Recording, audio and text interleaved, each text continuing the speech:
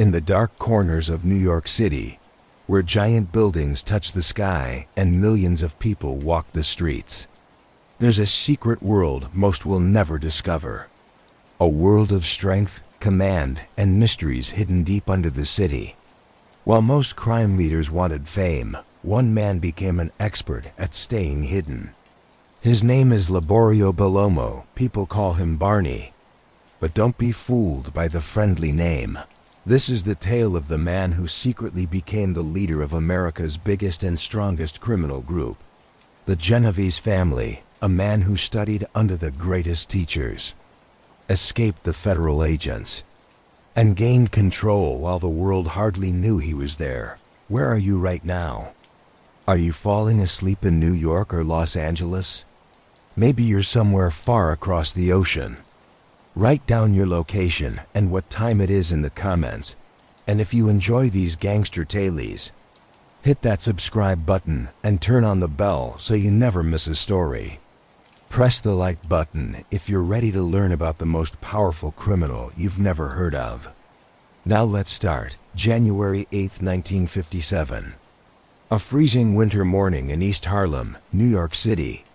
While most Americans were enjoying life after the war, watching I Love Lucy on their new televisions and dreaming of nice houses with white fences in quiet neighborhoods, a different American dream was starting in the packed apartment buildings of Italian Harlem.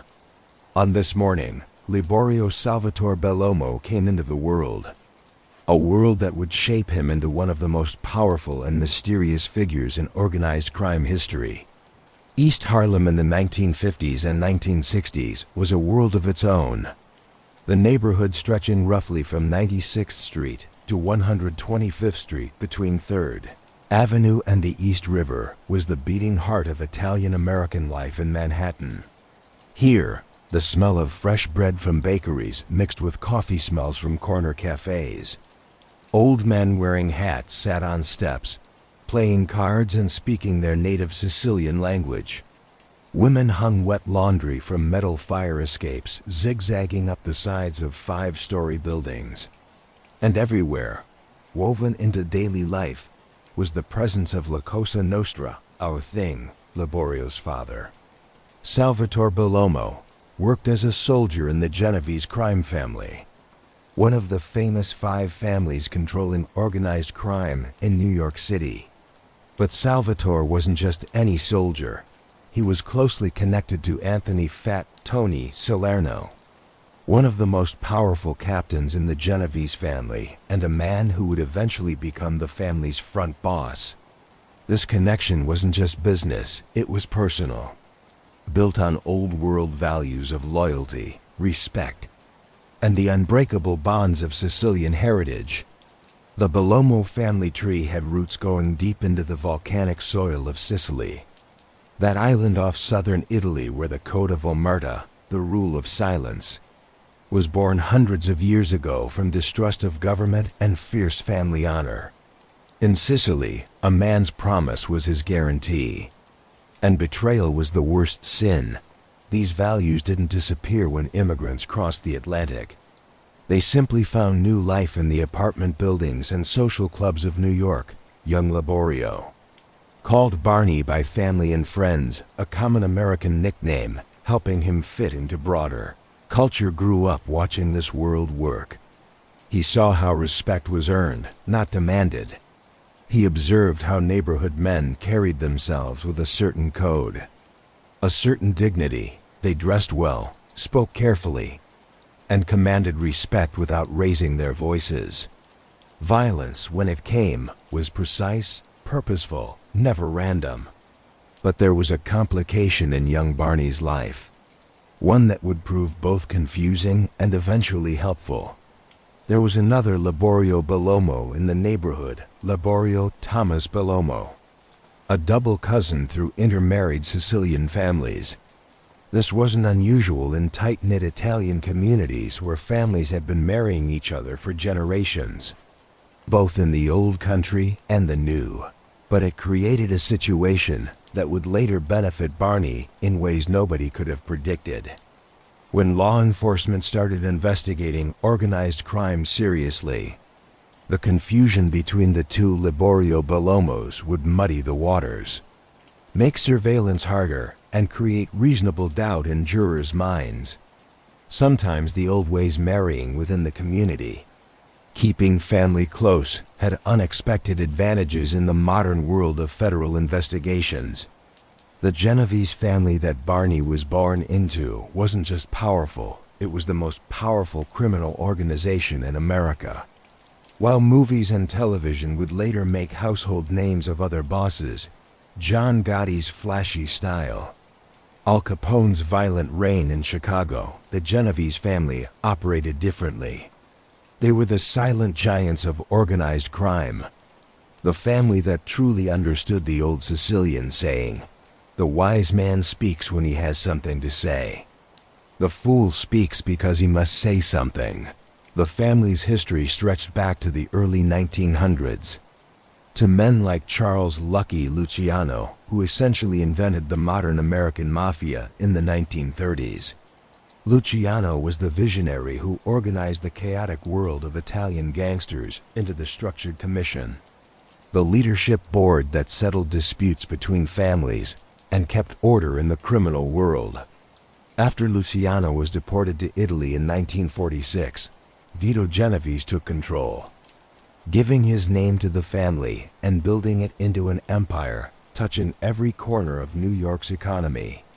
By the time Barney was old enough to understand the world around him, the Genovese family controlled labor unions, construction, the waterfront, gambling, loan sharking, and countless other rackets generating millions of dollars yearly. They had politicians in their pocket, judges who could be influenced, and a network of associates stretching from longshoremen on the docks to construction workers building Manhattan skyscrapers. Barney grew up watching this machine operate. He spent time in social clubs where the wise guys gathered, those storefront operations with covered windows and doors, opening only for members and invited guests.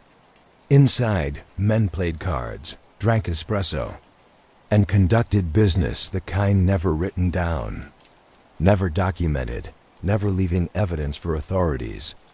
He watched the old-timers, men who came up through the ranks in the 1930s and 1940s, men who survived gang wars, federal investigations, and internal purges.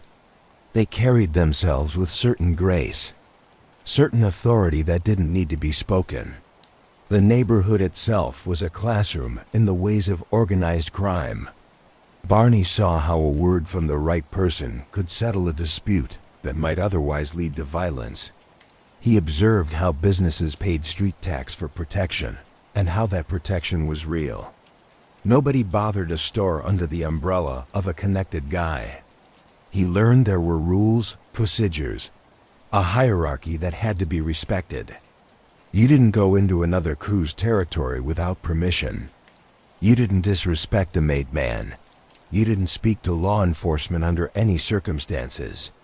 And above all, you never ever testified against another member of La Cosa Nostra. The 1960s brought change to America, the civil rights movement, the Vietnam War, the counterculture revolution. But in East Harlem, in the closed world of the mob, things stayed remarkably consistent. The same families controlled the same territories. The same rules applied, the same values held. While the rest of America questioned authority and tradition, young men entering organized crime learned to embrace hierarchy and old-world discipline. Barney was a smart kid. He understood the life offered opportunities unavailable through conventional channels in the legitimate world. An Italian kid from East Harlem faced discrimination, limited opportunities, and a glass ceiling keeping most people from his neighborhood locked into working-class jobs. But in the life, if you were smart, if you earned, if you showed respect and proved loyalty, you could rise as high as your abilities took you. He also understood the risks. He heard stories of men who vanished, who ended up in car trunks at airport parking lots, who went to prison for decades because someone talked, The life offered wealth and power but demanded absolute loyalty and carried constant threats of violence and imprisonment. It was a gamble, and like all gambles, the house always had an edge. But for Barney Bellomo, born into this world, connected through blood and family history, it wasn't really a choice, it was destiny written in his DNA. Carried in the old Sicilian values his father and grandfather brought across the ocean. He would enter the life not because he was forced, but because it was where he belonged, where his talents and intelligence could be used, where he could honor his family's history and build his own legacy. As the 1960s turned into the 1970s, as Barney moved from childhood into his teenage years and then young adulthood, the stage was being set for his entry into La Cosa Nostra. The Genovese family was at the height of its power. His father's connections ran deep, and the young man himself showed qualities the organization valued: intelligence, discipline, and most importantly, the ability to keep his mouth shut in the early 1970s. As Barney entered his teenage years, his family made a decision that might seem strange to those who didn't understand the mob's relationship with education and legitimate society. They enrolled him in Manor Scanlon's business school in the Bronx, a Catholic institution providing career education to young men from Italian and Irish neighborhoods. The choice wasn't unusual. Many mob families valued education, even as they prepared their sons for organized crime life. Education wasn't seen as a path away from the life. It was seen as a tool making you more effective within it. A mobster understanding business principals could run more sophisticated rackets. Someone who could read a contract could spot opportunities for infiltration in labor unions. A man who could handle numbers could manage loan sharking operations and keep accurate records never appearing on paper. Barney proved to be a capable student. He absorbed lessons in accounting, business management, and basic economics. But his real education happened after school, in social clubs and on East Harlem street corners, where he learned the unwritten curriculum of La Cosa Nostra after business school. Barney made another seemingly conventional choice. He studied mortuary science. Again, this might seem strange for someone destined for organized crime life, but it made practical sense. The funeral industry in Italian neighborhoods was deeply connected to community life, and funeral homes were often gathering places where business, both legitimate and otherwise, happened. A funeral director had legitimate reasons to be awake at odd hours, meet diverse groups of people, and handle cash. The profession offered cover for activities that might otherwise attract attention. Barney even spent time at the University of Paris, an experience giving him a layer of sophistication and worldliness. Whether he completed any degree program is unclear. Records from this period are murky, perhaps deliberately so. But the experience exposed him to a world beyond East Harlem, gave him perspective, and taught him there were ways of operating beyond crude stereotypes of mob thugs dominating popular culture. But while Barney got his formal education, his real training intensified on the streets. He learned the rules governing La Cosa Nostra, rules never written but as binding as any law. The first and most important rule was omerta, the code of silence. This wasn't just about not talking to police. It was a complete worldview, a way of being. You didn't discuss family business with outsiders. You didn't mention names in public. You didn't leave paper trails. You resolved disputes internally through the family's hierarchy, never through legitimate authorities. The code of silence had protected the mafia for generations, and anyone violating it signed their own death warrant. Barney learned about earning, the fundamental requirement of mob life. Every made man was expected to earn, to generate income not just for himself, but for his captain and family leadership. The mob wasn't charity, it was business, albeit illegal. and everyone was expected to contribute. Those who earned well were respected and promoted. Those who failed to earn were considered dead weight, embarrassments bringing no value to the organization. He learned about respect, how it was earned through actions, not words. Respect in the mob wasn't about being liked. It was about being feared and trusted equally. You earned respect by keeping your word, proving you could be trusted with sensitive information, showing you had stomach for violence when necessary, and demonstrating loyalty even when it cost you personally. The concept of loyalty was drilled into every young associate wanting to become a made man. Loyalty to your family, meaning your crime family, came before everything else, before your actual family, before personal interests, before your safety. You took orders from your captain and followed them without question or hesitation. If your captain ordered you to kill your best friend, you killed your best friend. If he ordered you to go to prison to protect someone higher up, you went to prison and kept quiet. This absolute loyalty held the organization together, made it stronger than any individual member. Barney also learned the organizational structure of La Cosa Nostra. At the top was the boss, the official leader. Below him was the underboss, second in command. Then came the consigliere, an advisor. These three positions made up the family's administration. Below them were captains, also called capos or skippers, each controlling a crew of soldiers-made men running the family's rackets and managing associates. The army of non-made members doing much of the actual work. The Genovese family, Barney learned, was the largest and most sophisticated of New York's 5 families. While the Gambino family might have had more public fame, especially under John Gotti's flashy leadership in later years, and while the Lucchese family controlled important rackets, it was the Genovese family with the deepest roots in labor unions, the most extensive political connections, and the most disciplined approach to organized crime. He learned about the other families, the Gambinos, Luccheses, Colombos, and Bonanos, and how they divided New York's criminal territories. He learned about the commission, the board of bosses settling interfamily disputes and maintaining peace in the underworld. He understood that while each family was independent, they all had to cooperate to maintain the system benefiting everyone.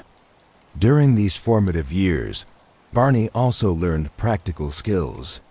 He learned how to run numbers operations, the illegal lottery that was one of the mob's bread and butter rackets. He learned about loan sharking, how to calculate interest, how to collect without attracting too much attention, when violence was necessary to make an example, and when patience would yield better long-term results. He learned about labor racketeering, one of the most lucrative mob enterprises. By controlling labor unions, organized crime families could extort contractors, rig bids on construction projects, demand payoffs for labor peace, and place their own people in high-paying positions. The construction industry in New York was a gold mine, and the Genovese family had their hands deep in that mine.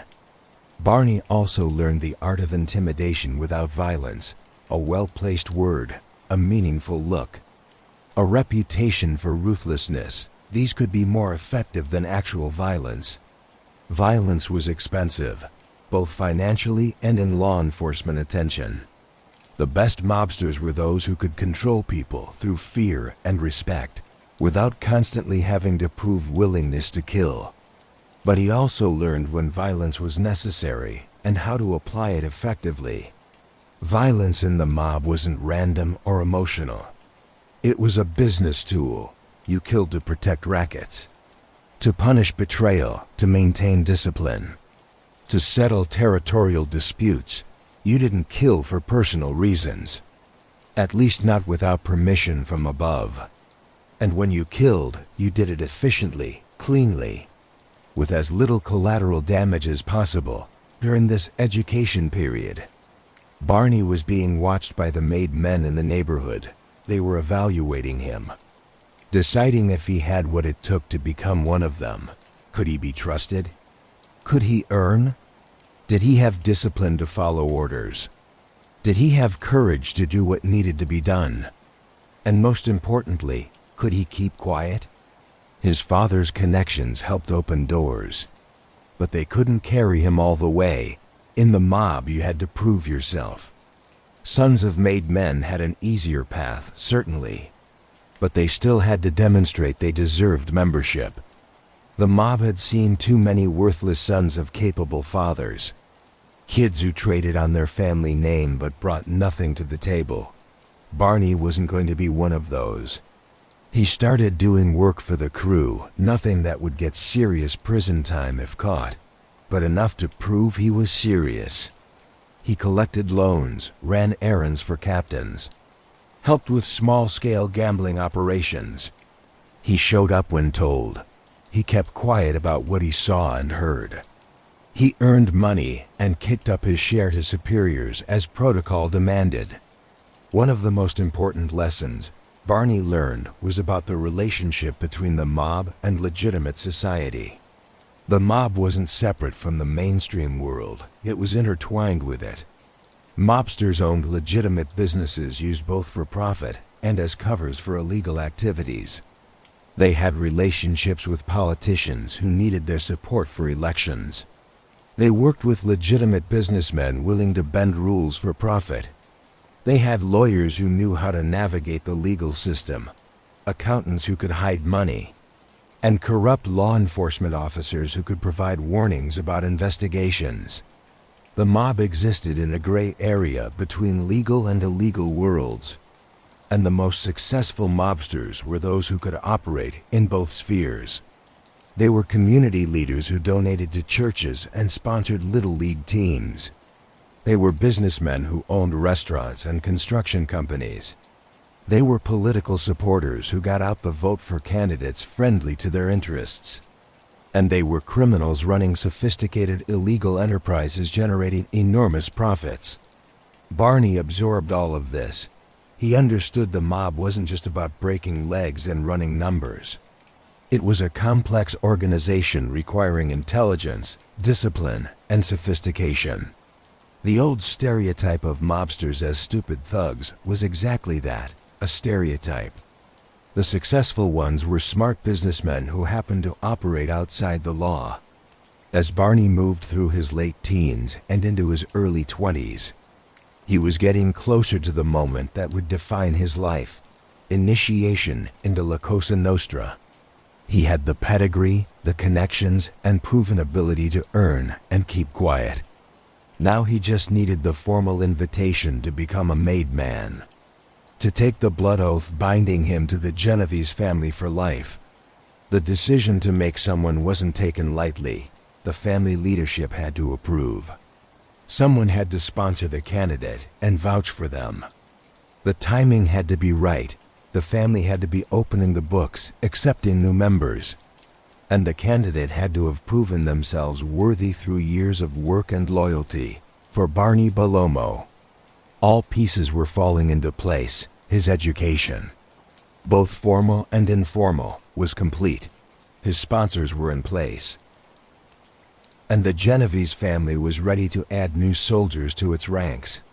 The stage was set for him to take the oath, transforming him from an associate into a made man, from an outsider into a full member of America's most powerful crime family. 1977. Barney Bellomo was 20 years old, still young by most standards. But in the world of La Cosa Nostra, if you were ready, you were ready.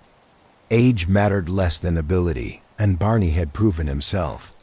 He had earned, he had kept quiet, he had done what needed to be done without complaint or hesitation. Now he was about to receive the highest honor the mob could give, initiation into the Genovese family. The ceremony would take place in a location perfectly symbolizing the mob's integration into everyday life, an apartment above a pizzeria in East Harlem. Not some grand location, not a mansion or fancy restaurant, but a simple apartment in the neighborhood where Barney grew up. This was the mob's way: hide in plain sight. Conduct the most important business in the most ordinary places. Vincent Cafaro, a respected soldier in the family, would serve as Barney's sponsor. This was a crucial role. The sponsor was vouching for the new member, putting their own reputation on the line.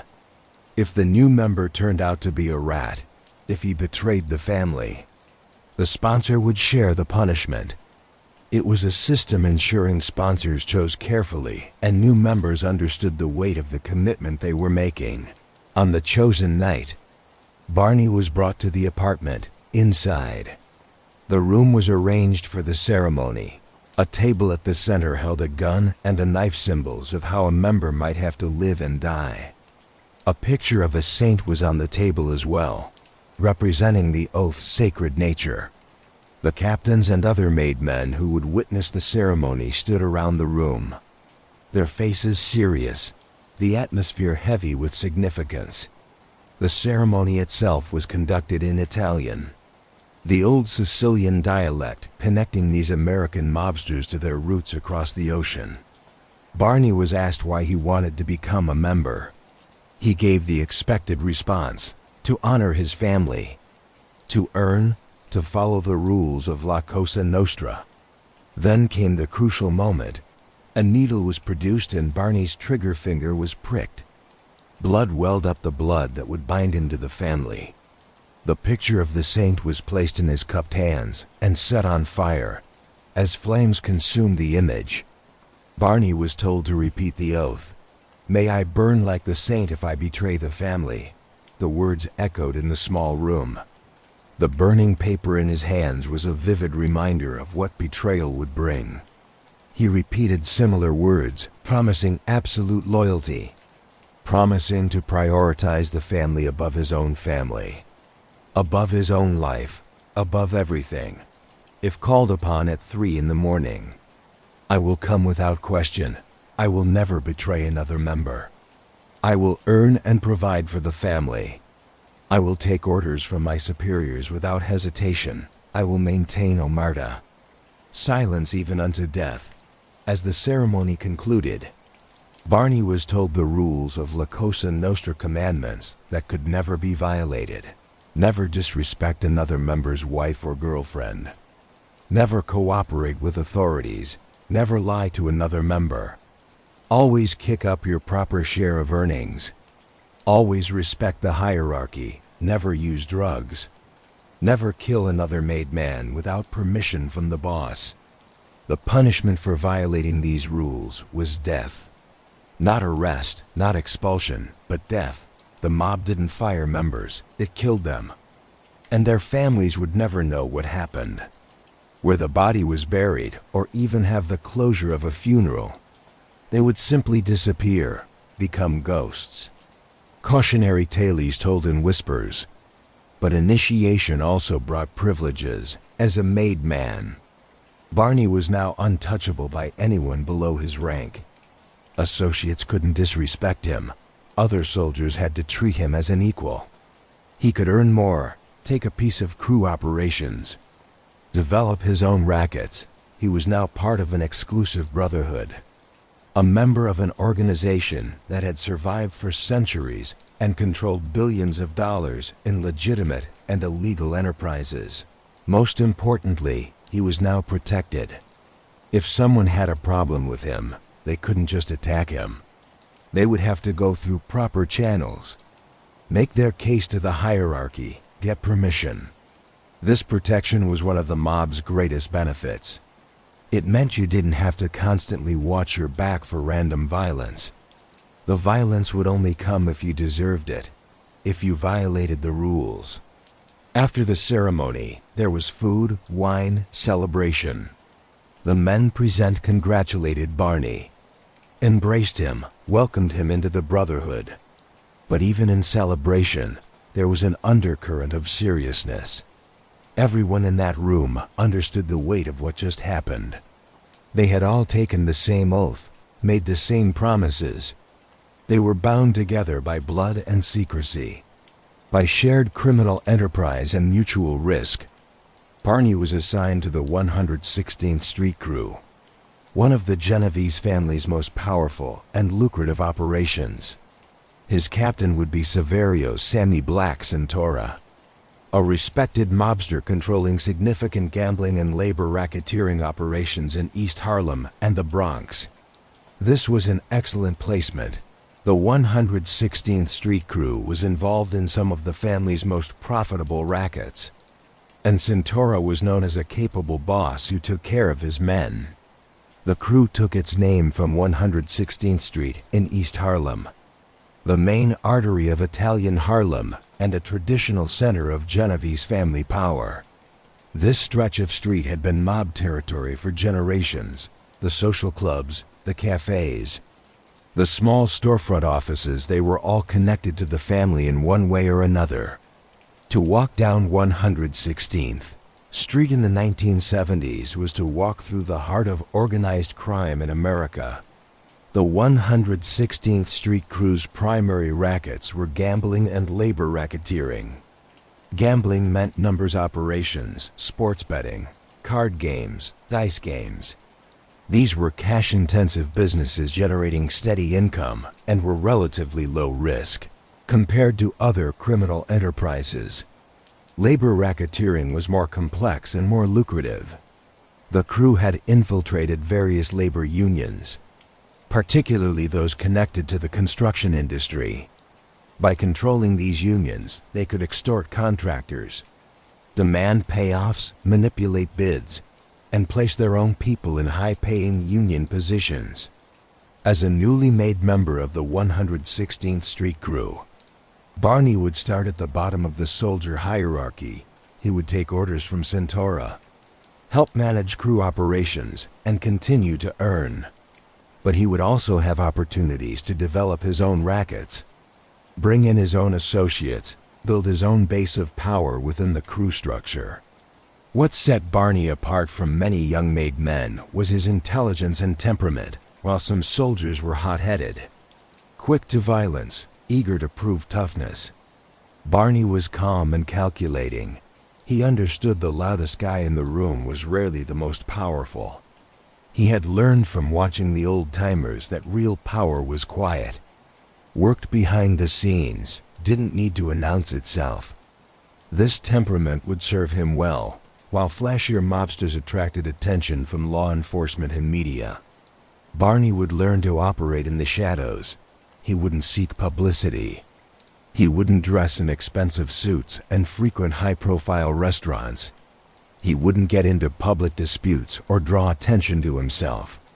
He would earn, follow orders, and quietly build a reputation as a capable, reliable soldier who could be trusted with important responsibilities. The timing of Barney's initiation was significant. The late 1970s were a crucial period for the American Mafia. The RICO Act, the Racketeer Influenced and Corrupt Organizations Act, had been passed in 1970, giving federal prosecutors a powerful new tool to target organized crime. The FBI was beginning to make the mob a priority, developing sophisticated surveillance techniques, recruiting informants, and building cases that would eventually bring down entire family administrations. But in 1977, those prosecutions were still in the future. The mob was at or near the height of its power. The families controlled labor unions, the waterfront, construction, garbage collection, and countless other industries. They had judges and politicians on their payroll. They had lawyers who could beat most charges. And they had a code of silence that had protected them for generations. Barney Bellomo was joining this organization at a time when it seemed invincible. But he was also entering at a moment when, unbeknownst to most mobsters, the golden age was beginning to wind down. The tools and techniques that would eventually destroy the traditional mob were being developed. The days of easy money and minimal risk were numbered.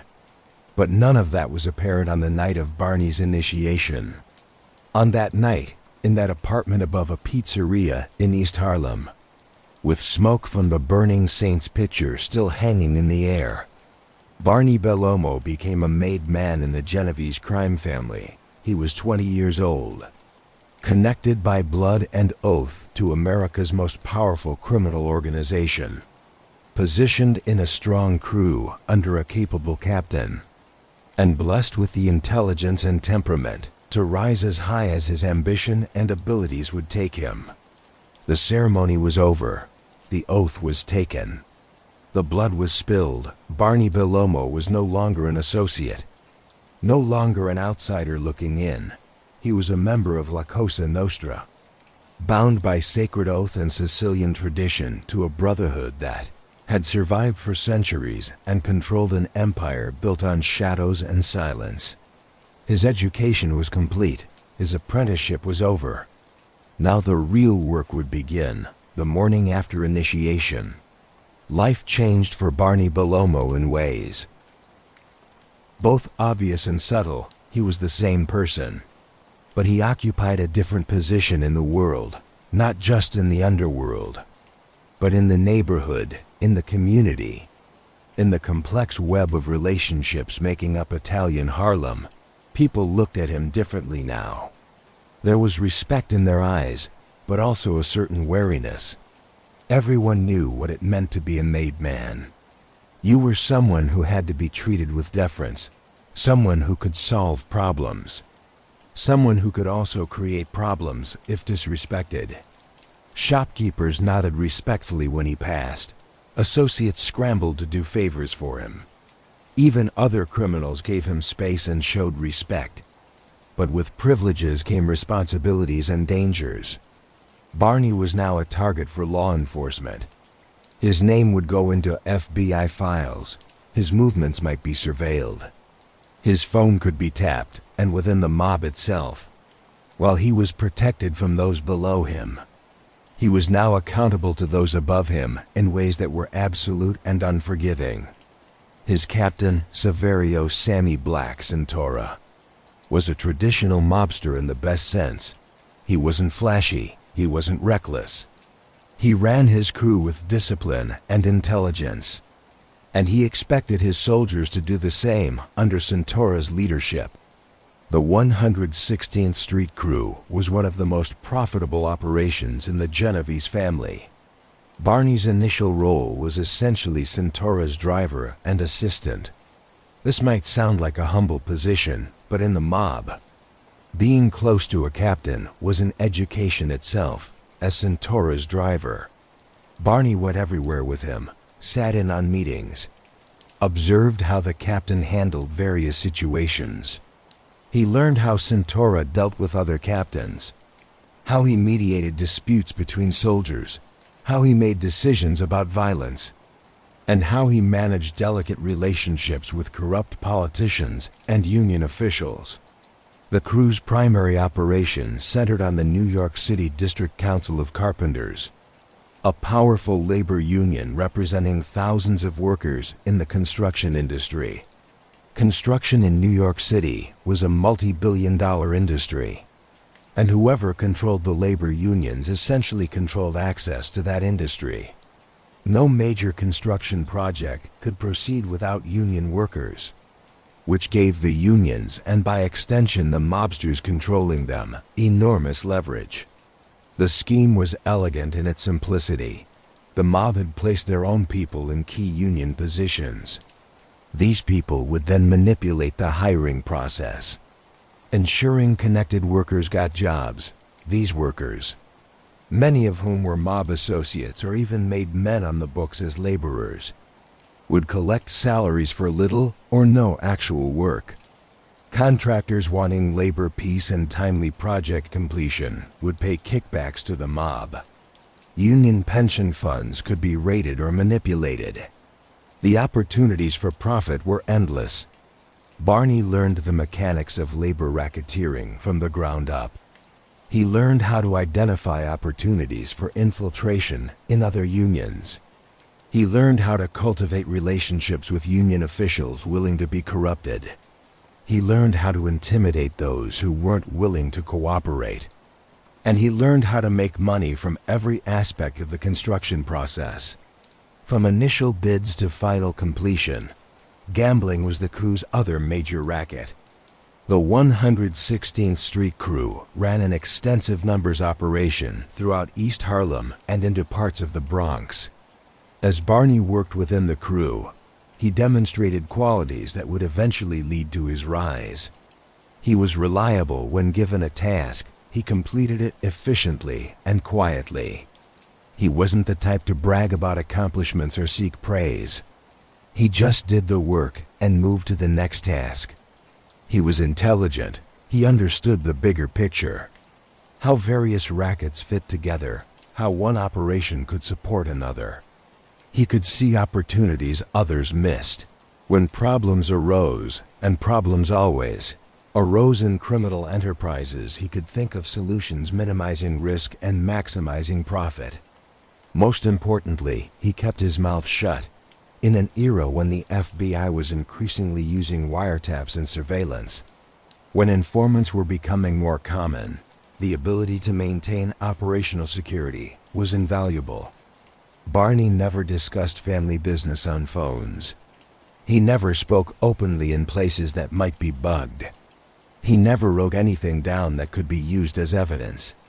He was careful about who he talked to and what he said around them. These qualities didn't go unnoticed. Santora began giving him more responsibilities, more important tasks.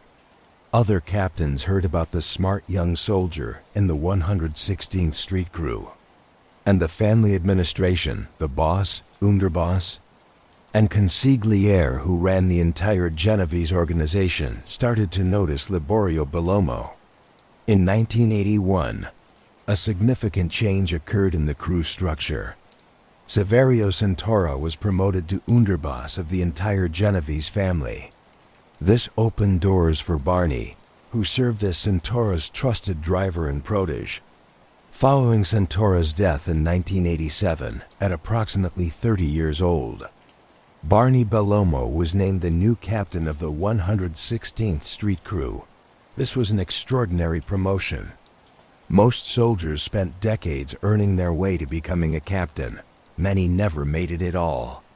But Barney had demonstrated in just 10 years that he had the intelligence, discipline, and earning capability to run a crew.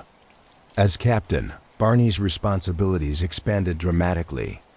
He now controlled his own soldiers, managed multiple rackets, and answered directly to the family administration. He collected tributes from his soldiers and kicked up his share to the bosses. He mediated disputes within his crew. He made decisions about violence when necessary, who should carry it out, how it should be done. He represented the family in negotiations with other crews and other families. But Barney didn't approach his new role with the ego and flash some captains displayed. He understood real power didn't need to advertise itself. He maintained a low profile, even as he was running one of the family's most profitable operations. In the late 1980s, Barney made a strategic decision to move the crew's base of operations from East Harlem to the Bronx. This wasn't abandoning territory, it was recognizing where the opportunities were. The Bronx had extensive construction projects, growing union operations, and neighborhoods where gambling could flourish. By moving the crew's focus north, Barney was positioning himself to control some of the most lucrative rackets in New York. His personal style during this period became legendary within the family. While other mobsters dressed in expensive suits and drove flashy cars, Barney wore jeans and sweatshirts. He looked like a working-class guy from the neighborhood, not a mob captain controlling millions of dollars in rackets. He met with his soldiers and associates late at night in odd locations, parking lots, quiet corners, places where surveillance would be difficult and random encounters unlikely. He deliberately avoided Manhattan, the center of media attention and heavy law enforcement presence. While other mobsters were eating at celebrity restaurants in Little Italy, Barney was conducting business in the Bronx, in East Harlem, in places where he could operate without attracting attention. This strategy of invisibility wasn't cowardice or paranoia. It was sophisticated criminal tradecraft. The FBI and other law enforcement agencies had finite resources.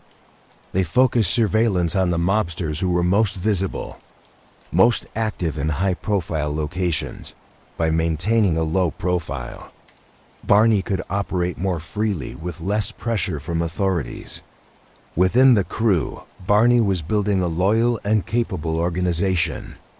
He promoted soldiers who shared his values: intelligence, discipline, discretion. He developed relationships with associates who could be trusted with sensitive operations. He expanded the crew's influence into new unions and new neighborhoods. And he earned consistently and substantially, ensuring the family administration was always happy with his performance. The late 1980s were turbulent times for the American Mafia, the federal government. Armed with RICO statutes and increasingly sophisticated investigative techniques, was bringing down mob bosses and dismantling family structures. The commission trial in 1985-1986 had resulted in convictions for bosses of several families. Omerta was cracking. More mobsters were cooperating with authorities, breaking the sacred code of silence in exchange for reduced sentences. But the Genovese family, under the brilliant if eccentric leadership of Vincent the Chin Gigante, was weathering the storm better than other families. Gigante's famous crazy act, wandering around Greenwich Village in a bathrobe, mumbling to himself, checking into psychiatric hospitals, was keeping him out of prison and making it difficult for prosecutors to prove he was actually running the family. And Barney Bellomo, operating in the shadows, expanding his crew's operations, was becoming one of the most valuable captains in the family. He was earning millions. He was maintaining discipline. He wasn't attracting heat from law enforcement. By the end of the 1980s, as he entered his 30s, Barney had established himself as exactly the kind of mobster the Genovese family valued: smart, profitable, and invisible. If you wanted to understand how the mob really made money in New York City, you didn't look at the stereotypical rackets portrayed in movies, the small-time protection schemes, the back-alley gambling operations. No, you looked at places like the Jacob Javits Convention Center, a massive glass and steel structure on Manhattan's West Side hosting trade shows, conventions, and exhibitions from around the world. The Javits Center, which opened in 1986, was supposed to represent New York's future modern, legitimate, clean. Instead, it became a perfect example of how deeply organized crime had penetrated the city's economy. And the 116th Street Crew, under Barney Bellomo's leadership, had their hands deep in the Javits Center's operations. The key to controlling the Javits Center was controlling the unions providing labor for the facility. The crew had extensive influence in the carpenters' union locals working at the Javits. Through these unions, they essentially controlled who worked at the center, how much work got done, and what it cost exhibitors and event organizers to use the facility. Barney had two key soldiers operating at the Javits, Ralph Coppola and Anthony Fiorino. Both were capable mobsters who understood how to exploit union positions for maximum profit. They held or controlled positions within the union structure, giving them authority over hiring, scheduling, and work assignments. The scale of mob infiltration at the Javits was staggering.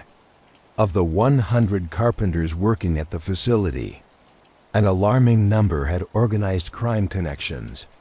This wasn't speculation. This was documented by law enforcement.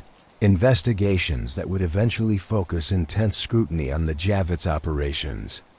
Among those 100 workers were actual made members of the Genovese family, drawing union salaries while doing mob business. The economic implications were enormous.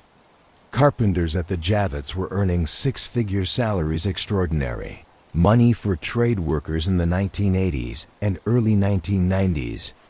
These weren't necessarily exceptional craftsmen earning high wages through skill and productivity. Many were mob associates or connected individuals who were on the union payroll as a form of tribute, from the organization to the Genovese family. The scheme worked like this. Companies wanting to exhibit at the Javits had to use union labor for setup and breakdown of their displays. The union, controlled by the mob, would dictate how many workers were needed for each job, and that number was always inflated. The workers would arrive, do minimal actual work, and collect their pay. The contractors and exhibitors, desperate to get their shows up and running on schedule, would pay whatever was demanded, and a portion of those inflated wages and fees would flow back to the crew as kickbacks and tributes. But the scam went deeper. The mob didn't just control the workers, they controlled the contractors who hired the workers.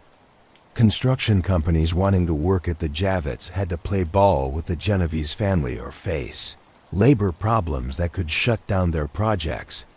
These contractors would pay street tax for the privilege of working without interference. They would hire consultants, mob associates who did nothing but collected payments. They would inflate their bids on projects, knowing a portion of the extra cost would be kicked back to the mob. The Javits Center operation was brilliant because it was relatively low risk. Unlike drug dealing or violent crimes, labor racketeering could be disguised as legitimate business activity. The payments looked like consulting fees or union wages. The paperwork appeared normal, and even if prosecutors suspected mob involvement, proving it in court required demonstrating the pattern of racketeering, connecting specific payments to specific individuals, and overcoming defense lawyers who could argue everything was legitimate business for Barney Bellomo. The Javits Center operation provided multiple benefits, obviously. There was the money, millions of dollars flowing through the racket over the years. But there was also the power that came from controlling such a high-profile facility. Politicians, business leaders, and union officials all had to deal with the Javits Center by controlling it.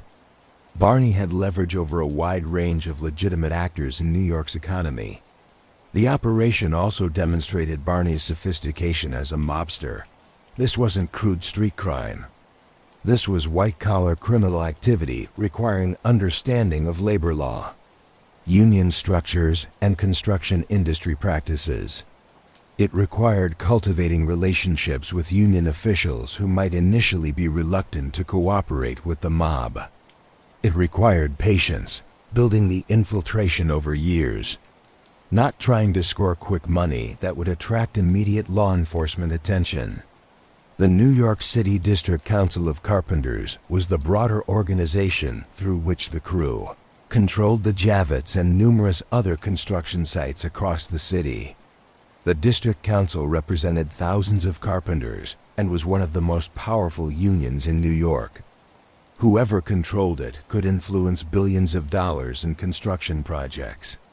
The mob's infiltration of the Carpenters Union wasn't new, it dated back decades. But under Barney's leadership, the crew expanded and consolidated that control. They placed their people in leadership positions. They manipulated union elections to ensure friendly officials won.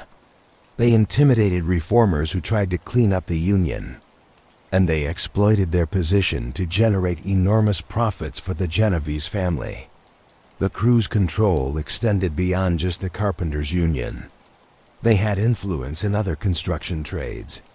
In Teamsters, locals controlling trucking, in cement and concrete companies.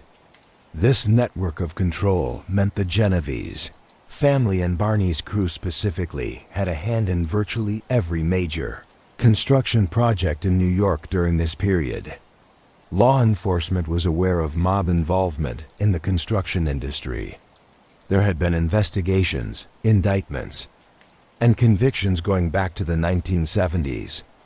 But the mob adapted faster than the government could act.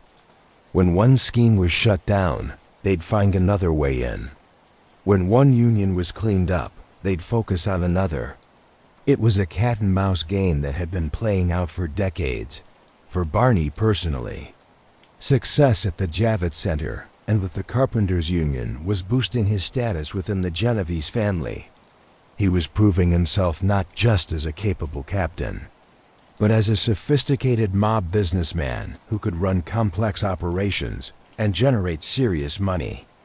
The family administration was taking note. This young captain from the 116th Street crew was someone with potential for greater things.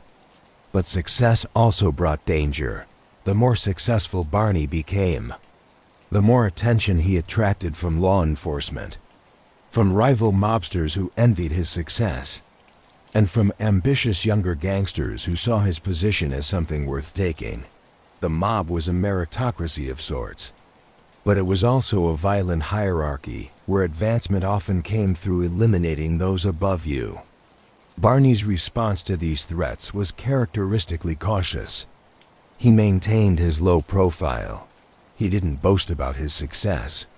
He shared credit with his soldiers and kicked up generous tributes to the administration, ensuring the bosses saw him as a loyal earner rather than an ambitious threat. He avoided conflicts with other captains. Understanding mob wars were bad for business and attracted law enforcement attention, hurting everyone. By the early 1990s, Barney Bellomo's empire centered around the Javits Convention Center and the construction. Unions represented a criminal enterprise, generating millions of dollars annually for the Genovese family. He had taken the lessons learned under Saverio Santora, applied his own intelligence and discipline, and built one of the family's most successful operations. But even as his empire grew, Barney never forgot the fundamental lesson of mob life. Success today doesn't guarantee survival tomorrow. The mob was built on sand-shifting alliances, constant threats, the ever-present possibility of betrayal or law enforcement action. To survive, you had to stay vigilant, stay disciplined, and stay invisible. And Barney Bellomo was becoming a master of invisibility, even as he was becoming one of New York's wealthiest and most powerful mobsters. To understand Liborio Bellomo's rise to power, you have to understand Vincent the Chin Gigante, one of the most brilliant and eccentric mob bosses in American history. Because it was Gigante who recognized Barney's potential, who groomed him for leadership, and who ultimately made the decisions that would put Barney on the path to becoming boss of the Genovese family. Vincent Gigante was already a legend in the mob world by the time he began mentoring Barney in the 1980s. He had been a boxer in his youth, hence the nickname Chin from his mother's Italian pronunciation of Vincenzo. He had allegedly been the triggerman in the 1957 attempt to assassinate Frank Cuslow, one of the old-time Genovese bosses. He had risen through the ranks through intelligence, ruthlessness, and an understanding of how to survive in an increasingly hostile environment for organized crime. But what made Gigante truly remarkable was his strategy for avoiding prosecution. He pretended to be insane. Starting in the late 1960s, Gigante began an act that would last for decades. He would wander the streets of Greenwich Village in his bathrobe and slippers. Mumbling to himself, he would check into psychiatric hospitals. His lawyers would submit medical documents diagnosing him with schizophrenia and dementia. He would appear in court disheveled and confused, unable to assist in his own defense. It was all an act. Behind closed doors, Gigante was sharp, intelligent, and in complete control of the Genovese family's operations. But the crazy act kept him out of prison for years. Prosecutors couldn't indict someone who was mentally incompetent to stand trial. The media nicknamed him the Oddfather, a play on The Godfather, and his story became one of the most colorful in mob history. But beyond the theatrics, Gigante was a brilliant mob strategist. He understood that the old ways of doing things, the flashy lifestyle, the public persona, the open display of wealth were suicide in an era of RICO. Prosecutions and sophisticated FBI surveillance under Gigante's leadership The Genovese family embraced secrecy and discipline to a degree unprecedented in mob history. Gigante implemented rules that seemed paranoid, but were actually genius. He forbade his captains and soldiers from speaking his name. They were to refer to him by touching their chin or using euphemisms. This made it harder for law enforcement to connect him to criminal activities captured on surveillance tapes. He rarely met with more than a few people at once, reducing the chance of large gatherings being bugged or infiltrated. He conducted business through layers of intermediaries, insulating himself from direct involvement in crimes. This was the environment in which Barney Bellomo was learning to operate. And Gigante saw in the young captain exactly the qualities the family needed for its future leadership: intelligence, discretion, and the ability to generate enormous profits while maintaining a low profile. The mentorship was informal in the way we might think of corporate mentorship. Gigante didn't sit Barney down for regular meetings or explicitly teach him lessons. Instead, the mentorship came through observation, through occasional conversations, and through the opportunities Gigante provided for Barney to demonstrate his capabilities.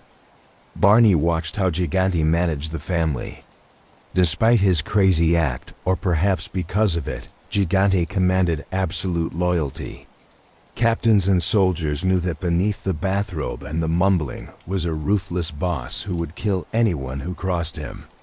But they also knew he was fair, that he took care of loyal members, and that he had kept the family strong even as other families were being decimated by prosecutions. One of Gigante's key strategies was the use of front bosses, members who would be identified by law enforcement as the boss, while Gigante actually ran things from behind the scenes. This provided multiple layers of insulation. Even if the front boss was arrested and convicted, Gigante could remain free and continue to run the family. This strategy of misdirection and insulation would profoundly influence how Barney would later operate when he became boss. The lesson was clear. The person who appears to be in charge is rarely the person who actually is in charge. Through the 1980s, as Barney was building his empire in the construction unions and at the Javits Center, Gigante was watching his progress. The young captain was doing everything right. He was earning serious money and kicking up generous tributes. He wasn't attracting heat from law enforcement. He wasn't getting into conflicts with other crews. He was following the Gigante model of low-key, profitable criminal activity, but Gigante was also looking ahead. He knew that despite his crazy act, the feds would eventually find a way to prosecute him. He knew that the days when a boss could run a family for decades were probably over. The new reality was that bosses would spend much of their time fighting legal battles, doing prison time, or operating under severe restrictions. The family needed a new generation of leadership that could adapt to this reality. And Barney Bellomo was emerging as the ideal candidate by the early 1990s. Barney had become one of New York's most feared and wealthiest mobsters. Feared not because he was particularly violent, though he certainly could be when necessary, but because he had proven himself capable and was rising in a family everyone knew was the most powerful in the city. Wealthy because the rackets he controlled were generating enormous profits. But perhaps more importantly, Barney was respected. In the mob, respect is currency. You can be feared without being respected. Plenty of violent psychopaths inspired fear but weren't respected because they were considered liabilities. People whose lack of control made them dangerous to their own family. But Barney was respected because he was intelligent, controlled, and profitable. Other captains knew he was someone to deal with fairly, someone whose word was good, someone who understood the rules and played by them. The mentorship between Gigante and Barney deepened as the 1990s approached. Gigante began including Barney in higher-level family discussions. He sought Barney's input on family strategy. He was, in essence, grooming Barney to take on greater responsibilities within the family hierarchy. This grooming wasn't just about teaching criminal skills. Barney already had those. It was about teaching leadership, about understanding the politics of managing a large criminal organization, about balancing the competing interests of different crews, about knowing when to authorize violence and when to show restraint, about managing relationships with other families and maintaining the delicate balance of power in New York's underworld.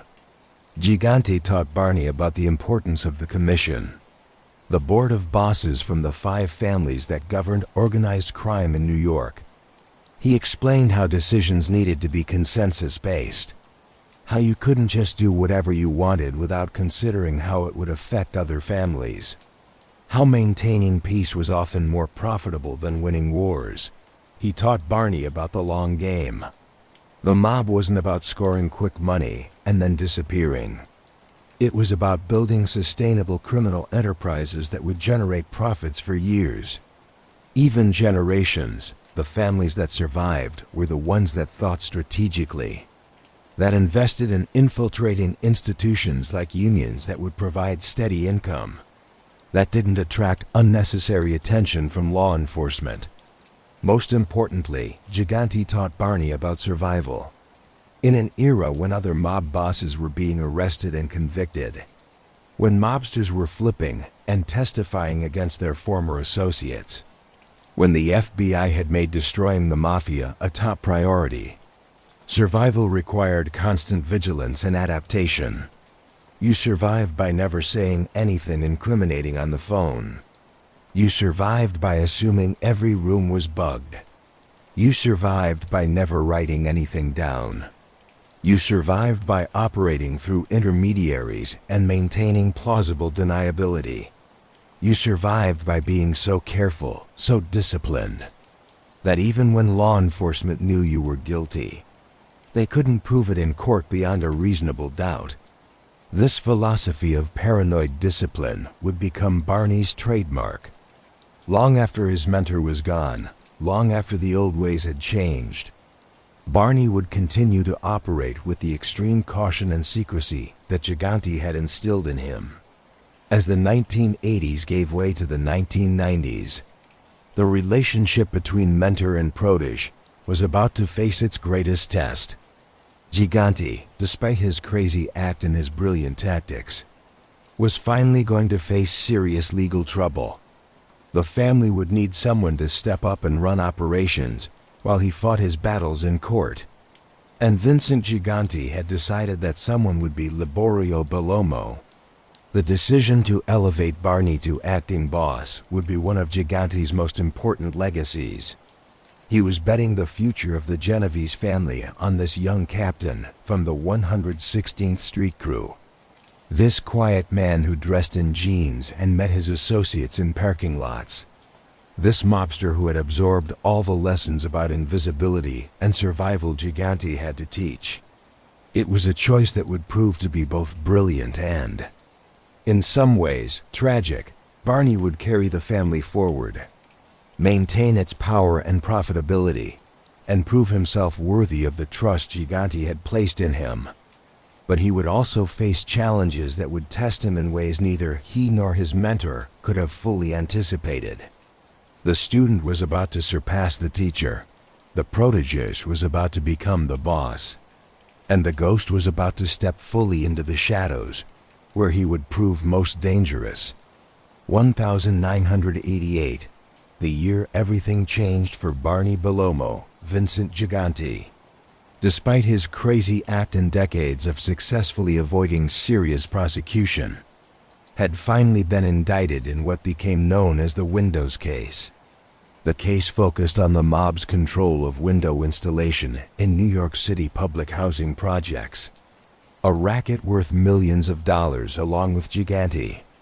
Several other Genovese family members were indicted, and it was clear the case was serious enough that Gigante would be tied up in legal battles for years to come. The family needed leadership. Someone had to run day-to-day operations, make decisions, settle disputes, and keep the money flowing. The family needed an acting boss at 33 years old. Liborio Barney Bellomo was chosen for the position.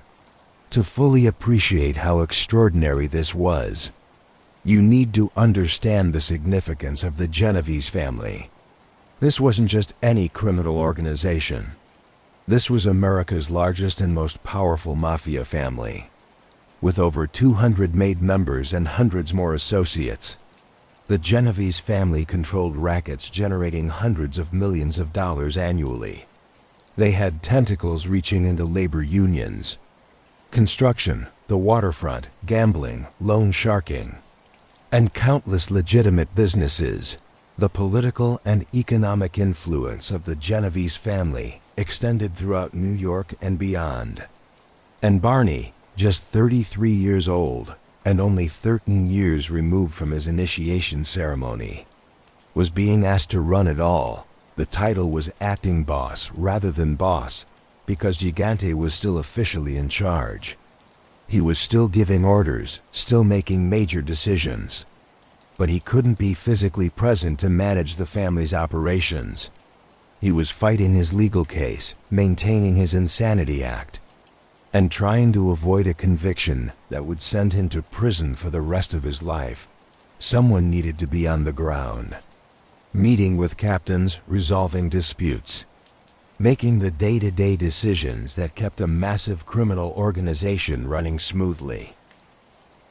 Barney officially assumed the role around 1992, though law enforcement had identified him as the acting boss as early as 1990. The 2-year gap reflected the secrecy with which the Genovese family operated. Even determining who was in charge was difficult for the FBI, who had to rely on surveillance, wiretaps, and informant information to piece together the family's hierarchy. The responsibilities of an acting boss were enormous and relentless. Barney now had to manage the family's captains, each of whom ran their own crew with their own rackets and their own personalities. Some captains were easy to work with, professional criminals who understood the rules and ran their operations efficiently. Others were problems, men with big egos, men who felt they should have been chosen as acting boss, men who pushed boundaries and created conflicts. He had to authorize or forbid violence in the mob. You couldn't just kill someone because you were angry at them or because they owed you money. If the person was connected, meaning they were an associate or member of a family, you needed permission from the appropriate authority. As acting boss, Barney was often that authority. He had to decide whether a person deserved to die, whether the hit would cause problems with other families, and whether the timing was right given law enforcement attention. He had to manage relationships with the other 4 families. The 5 families of New York: Genovese, Gambino, Lucchese, Colombo, and Bonanno operated in a delicate balance of power. While each family was independent, they all needed to cooperate to maintain the system. Disputes between families had to be mediated. Joint ventures had to be negotiated. The commission had to be consulted on major decisions. As acting boss of the Genovese family, Barney represented the family's interests in these inter-family relationships. He had to deal with the constant threat of law enforcement. The FBI had offices dedicated to investigating each of the 5 families. They had informants inside the organizations. They had surveillance equipment trained on social clubs and meeting spots. They had agents reviewing financial records, looking for evidence of racketeering. Every decision Barney made had to account for the possibility that law enforcement was watching, listening, or would eventually find out, and perhaps most challenging of all, he had to maintain his own rackets and continue earning while managing all these other responsibilities. The mob was built on earning. A boss who didn't earn, who didn't generate profits for the family, would lose respect and eventually lose power. Barney couldn't let his promotion to acting boss distract him from the fundamental requirement of mob life: make money. The early 1990s were a particularly difficult time to be running a mob family. This was the era after the great mob trials of the mid-1980s, when several family bosses had been convicted and sent to prison. This was the era when omerta was beginning to crack, when high-level mobsters like Sammy the Bull, Gravano were cooperating with the government and testifying against their former associates. This was the era when RICO prosecutions were decimating the mob's traditional structure. But the Genovese family, under Gigante's strategic leadership and now Barney's day-to-day management, was surviving better than the other families. While the Colombos were in the midst of a bloody civil war, while the Bonanos were considered compromised by informants, while the Gambinos were reeling from the arrest of John Gotti, the Genovese family remained strong, disciplined, and profitable. Much of this success was due to the culture Gigante had instilled and that Barney now enforced. The Genovese family didn't tolerate the kind of flashy behavior that had drawn so much attention to John Gotti and the Gambinos. There were no celebrity mobsters in the Genovese family. There were no wise guys courting media attention or frequenting high-profile restaurants. The Genovese approach was quiet, careful, and disciplined. Barney embodied this approach even as acting boss. He maintained his low-key personal style. He still dressed casually. He still met people in out-of-the-way locations late at night. He still avoided Manhattan's social scene. He was running one of the most powerful criminal organizations in America. But you wouldn't know it to look at him. This invisibility was strategic. The FBI knew Barney was the acting boss. They had enough surveillance and informant information to figure that out. But knowing it and proving it in court were two different things. Barney's careful operational security made it difficult to build a case against him. He never discussed family business on the phone. He never met in locations that were easy to bug.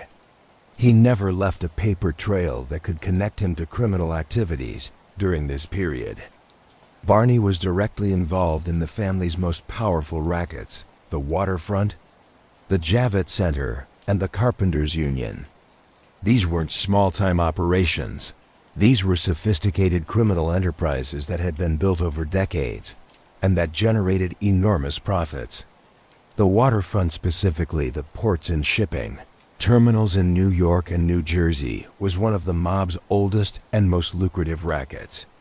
The International Longshoremen's Association, a union representing dock workers, had been controlled by the mob since the 1920s. Through this control, the mob could extort shipping companies, steal cargo, and manage who got the high-paying jobs on the docks. Billions of dollars worth of goods flowed through New York's ports every year, and the mob took a cut of all of it. The Javits Center, as we've discussed, was essentially a Genovese family piggy bank. The mob's control over construction unions at the facility meant they controlled costs, schedules, and access. Any company wanting to exhibit at the Javits had to pay mob-inflated prices for union labor. And the Carpenters Union, the New York City District Council of Carpenters, was perhaps the crown jewel of Genovese family labor racketeering. With thousands of members and influence over billions of dollars in construction projects, the union was a source of steady, reliable income that was difficult for law enforcement to shut down. As acting boss, Barney didn't just oversee these rackets, he was actively managing them, making strategic decisions about how to expand them, how to protect them from law enforcement scrutiny, and how to maximize profits. He was proving himself not just as a caretaker maintaining operations while Gigante fought his case, but as a capable leader who could grow the family's interests even under difficult circumstances. But the position also brought constant danger. As acting boss, Barney was a target. Ambitious captains might see him as an obstacle to their own advancement. Rival families might see an opportunity to weaken the Genovese family by taking out its leadership. Informants and cooperating witnesses might provide information to law enforcement, specifically targeting him. Every day brought risks. Every meeting could be a setup. Every decision could have consequences that might not be apparent for years. The life of a mob boss, even an acting boss, was one of constant vigilance, constant pressure, and constant danger. Yet Barney seemed to thrive in this environment. He had been preparing for this his entire adult life. The education in the social clubs, the years working under Saverio Santora, the mentorship from Vincent Gigante, it had all been leading to this moment. And he was proving himself equal to the challenge by the mid-1990s. Liborio Bellomo had firmly established himself as one of the most capable mob leaders of his generation. He was young, but he commanded respect from older captains who had initially been skeptical about taking orders from someone so much younger than themselves. He was earning, keeping the family profitable despite increasing law enforcement pressure. And he was maintaining the discipline and secrecy that had always been the Genovese family's greatest strength. But as we'll see, success in the mob is always temporary. The higher you rise, the harder you can fall. And federal prosecutors were building a case that would soon test Barney Bellomo in ways he had never been tested before. To truly understand the scope of Barney Bellomo's power during the early to mid-1990s, you need to understand how deeply the Genovese family had penetrated legitimate industries in New York City. This wasn't just about running numbers games and loan sharking operations. The Genovese family under Barney's leadership had their hands in the very infrastructure of the city. Construction in New York City during this period was a multi-billion-dollar industry. Manhattan's skyline was constantly evolving with new skyscrapers replacing older buildings, infrastructure being updated, and massive development projects transforming entire neighborhoods. Every one of these projects required union labor, and the Genovese family controlled or heavily influenced the key construction unions. The mechanism of control was elegant. The mob would place their own people-made men, associates, and cooperative union officials in leadership positions within the unions. These people would then make decisions that benefited the mob, who got hired, which contractors got favorable treatment, how disputes were resolved, where pension fund money was invested for contractors. The choice was simple: cooperate with the mob or face endless labor problems that would make your projects unprofitable, need a permit expedited. The mob-controlled union official could help with that, for a price. Need to ensure your workers didn't go on strike at a critical moment. The mob could guarantee labor peace for a price. Want to win bids on lucrative projects? The mob could help rig the bidding process for a price. Everything had a price. And all those prices added up to enormous profits for the Genovese family. The International Longshoremen's Association was another source of power and income. The ELI represented dock workers at ports throughout New York and New Jersey.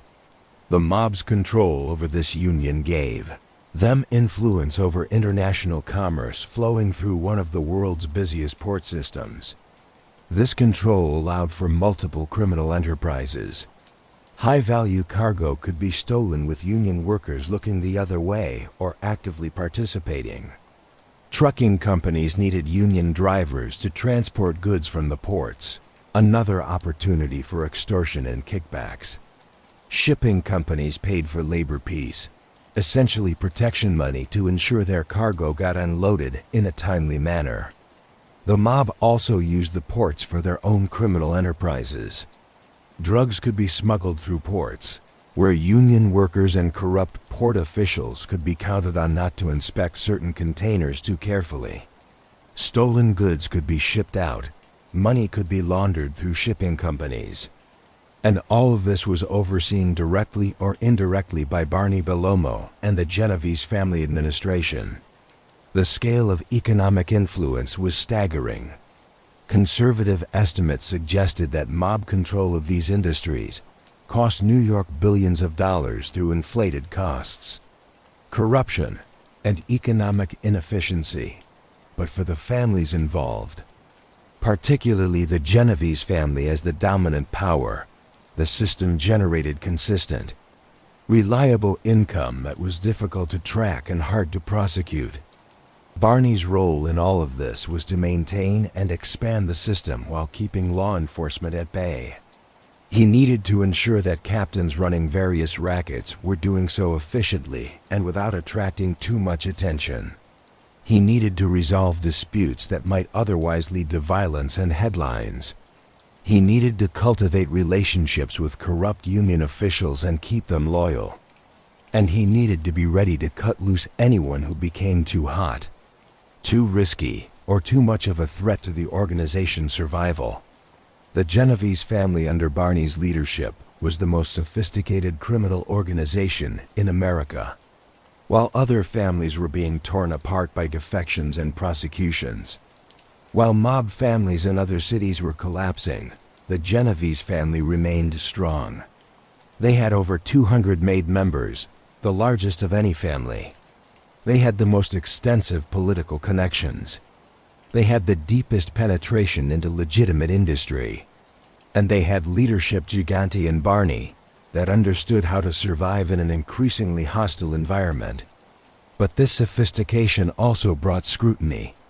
Federal prosecutors and FBI agents knew the Genovese family was the big prize. Taking down Genovese family leadership would be a career-making accomplishment. And they were dedicating enormous resources to building cases against family members, particularly against Barney as the acting boss who was actually running day-to-day operations. Throughout the early 1990s, Barney maintained his discipline. He was cautious in his communications, careful in his meetings, and ruthless about maintaining operational security. He understood that his freedom depended on making it difficult for prosecutors to connect him directly to criminal activities. But maintaining this level of caution while running a massive criminal organization required constant vigilance and created enormous stress. Every conversation could be recorded. Every associate could be an informant. Every decision could become evidence in a future prosecution. The pressure of being acting boss during this period would have broken lesser men, but Barney had been raised in this world. He understood the rules, the risks, and the rewards. And for several years, he successfully navigated the dangerous waters of being one of America's most powerful mobsters while avoiding the legal problems that were destroying other mob leaders. His success during this period established him as not just a capable acting boss, but as someone who could legitimately lead the family into the future. Even Gigante, fighting his own legal battles, must have been pleased with how his protege was managing the family's affairs. But in the mob, success is always temporary, and the law never stops hunting. Federal prosecutors were building a case against Barney, gathering evidence, flipping witnesses, and preparing the indictment that would eventually come. The question wasn't if Barney would be charged, it was when and for what, and whether the government would be able to prove its case beyond a reasonable doubt. Running a major crime family wasn't just about managing illegal rackets and avoiding law enforcement. It was also about managing personalities, egos, and the complex internal politics of an organization where ambition was rewarded, but could also get you killed if you weren't careful. The Genovese family, despite its reputation for discipline, was still composed of human beings with all their flaws, ambitions and conflicts. Captains jockeyed for power and resources. Soldiers looked for opportunities to advance. Associates hoped to get made. And everyone was constantly calculating their position, looking for advantages, and trying to protect their interests as acting boss. Barney had to navigate all of this while maintaining order and ensuring the family's criminal enterprises continued to operate profitably. One example of the internal politics Barney faced involved a dispute with another captain. Joseph DeFilippo, over control of Bronx Carpenters Local 17. Both Barney's crew and DeFilippo's crew wanted control of this lucrative local. Overlapping claims to union control were common in the mob. Unions were so lucrative that multiple crews often wanted a piece of the action. But when claims overlapped, someone had to decide who got exclusive control. The dispute went to the family administration for resolution. This wasn't just about the immediate money involved. It was about respect, about hierarchy, about establishing who had more influence with the bosses in mob politics. Losing a jurisdictional dispute could signal weakness and embolden others to challenge your authority. Barney won the dispute. The administration ruled that the 116th Street crew under Barney's leadership would have exclusive control of Bronx Carpenters Local 17. This decision reflected several factors: Barney's strong earning record, his close relationship with Gigante, and probably the administration's assessment that Barney would extract more profit from the local than DeFilippo would. Winning this dispute was significant. It demonstrated that Barney had the support of the family's top leadership. It established his dominance in a crucial geographical area and industry. And it sent a message to other captains that Barney was someone to be taken seriously, someone who had the backing to win internal conflicts. But victories in mob politics always came with complications. Filippo had to accept the decision. He didn't openly defy the administration's rulings, but he certainly wasn't happy about it.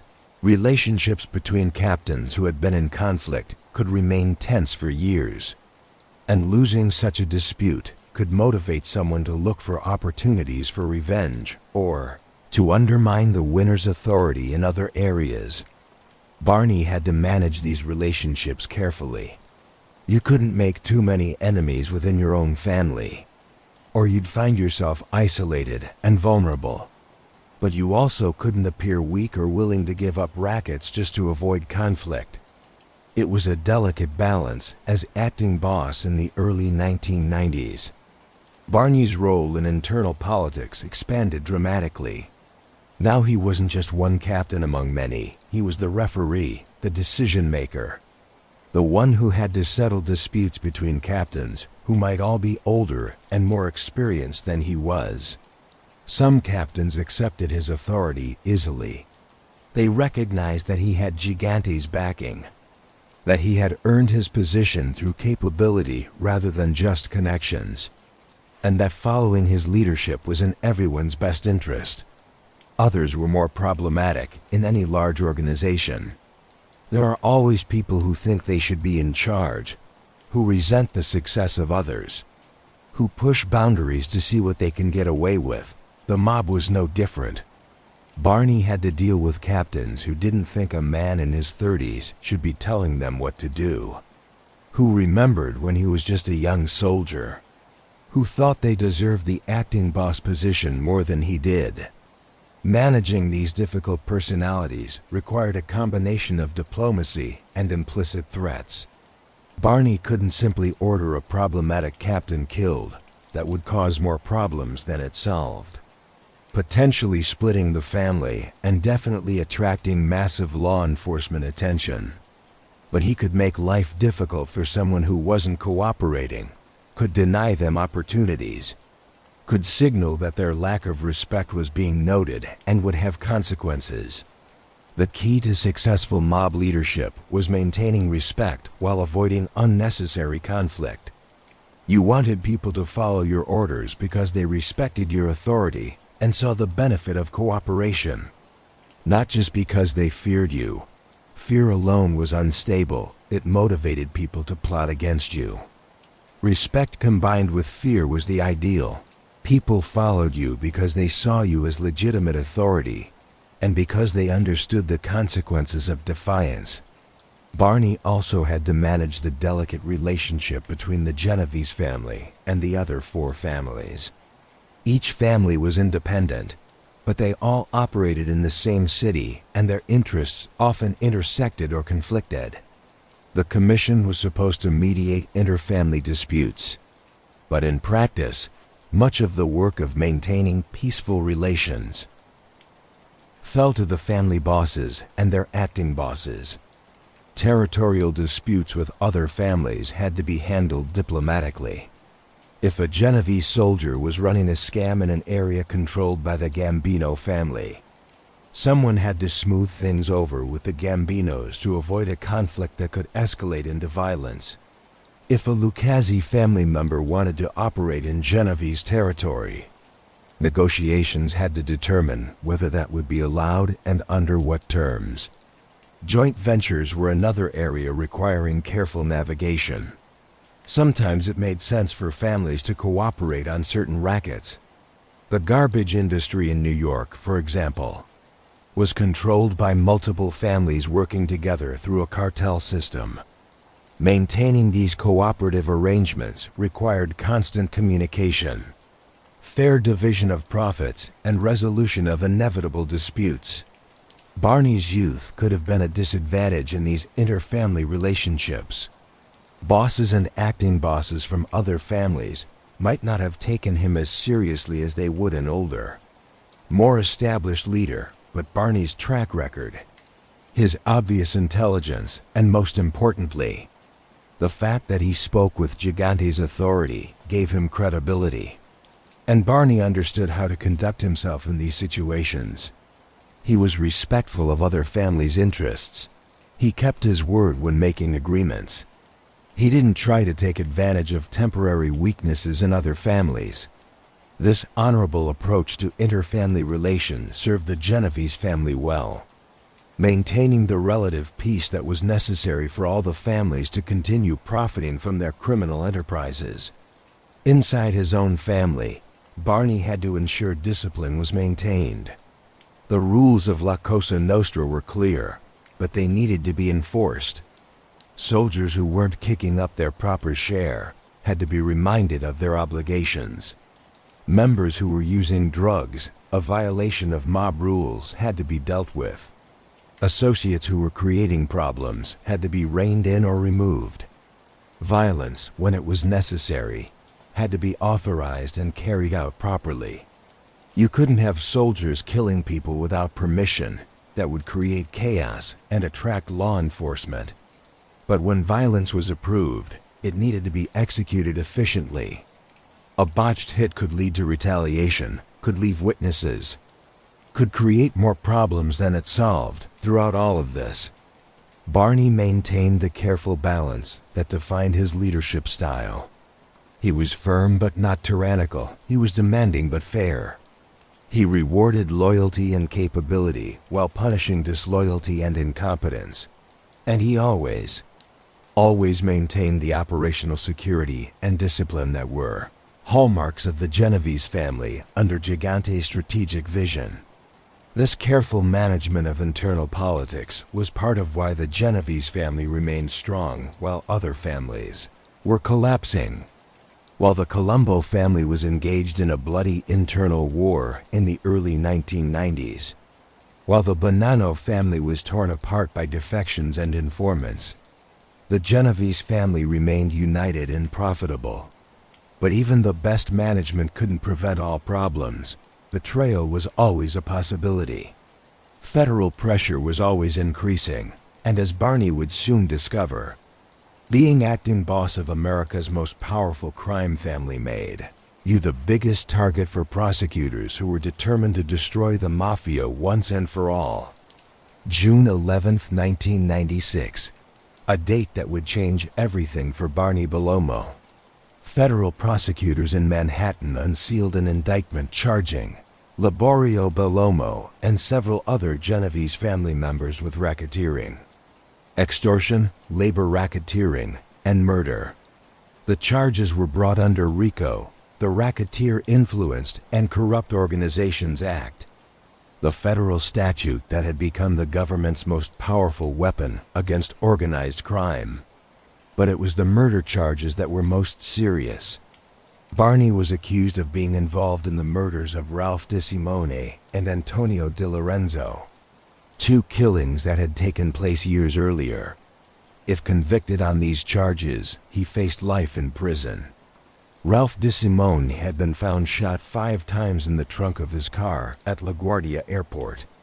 It was a classic mob hit execution style. Body disposed of in a way that sent a message. Antonio DiLorenzo had been shot in his own backyard, killed in the supposed safety of his home. Both murders bore the hallmarks of organized crime killings, and federal prosecutors claimed they could connect these murders to Barney and the Genovese family. The indictment was the culmination of years of investigation. The FBI had been building a case against Barney since he became acting boss, using surveillance, wiretaps, and informant information. They had documented his role in labor racketeering, his control over construction unions, his position as acting boss.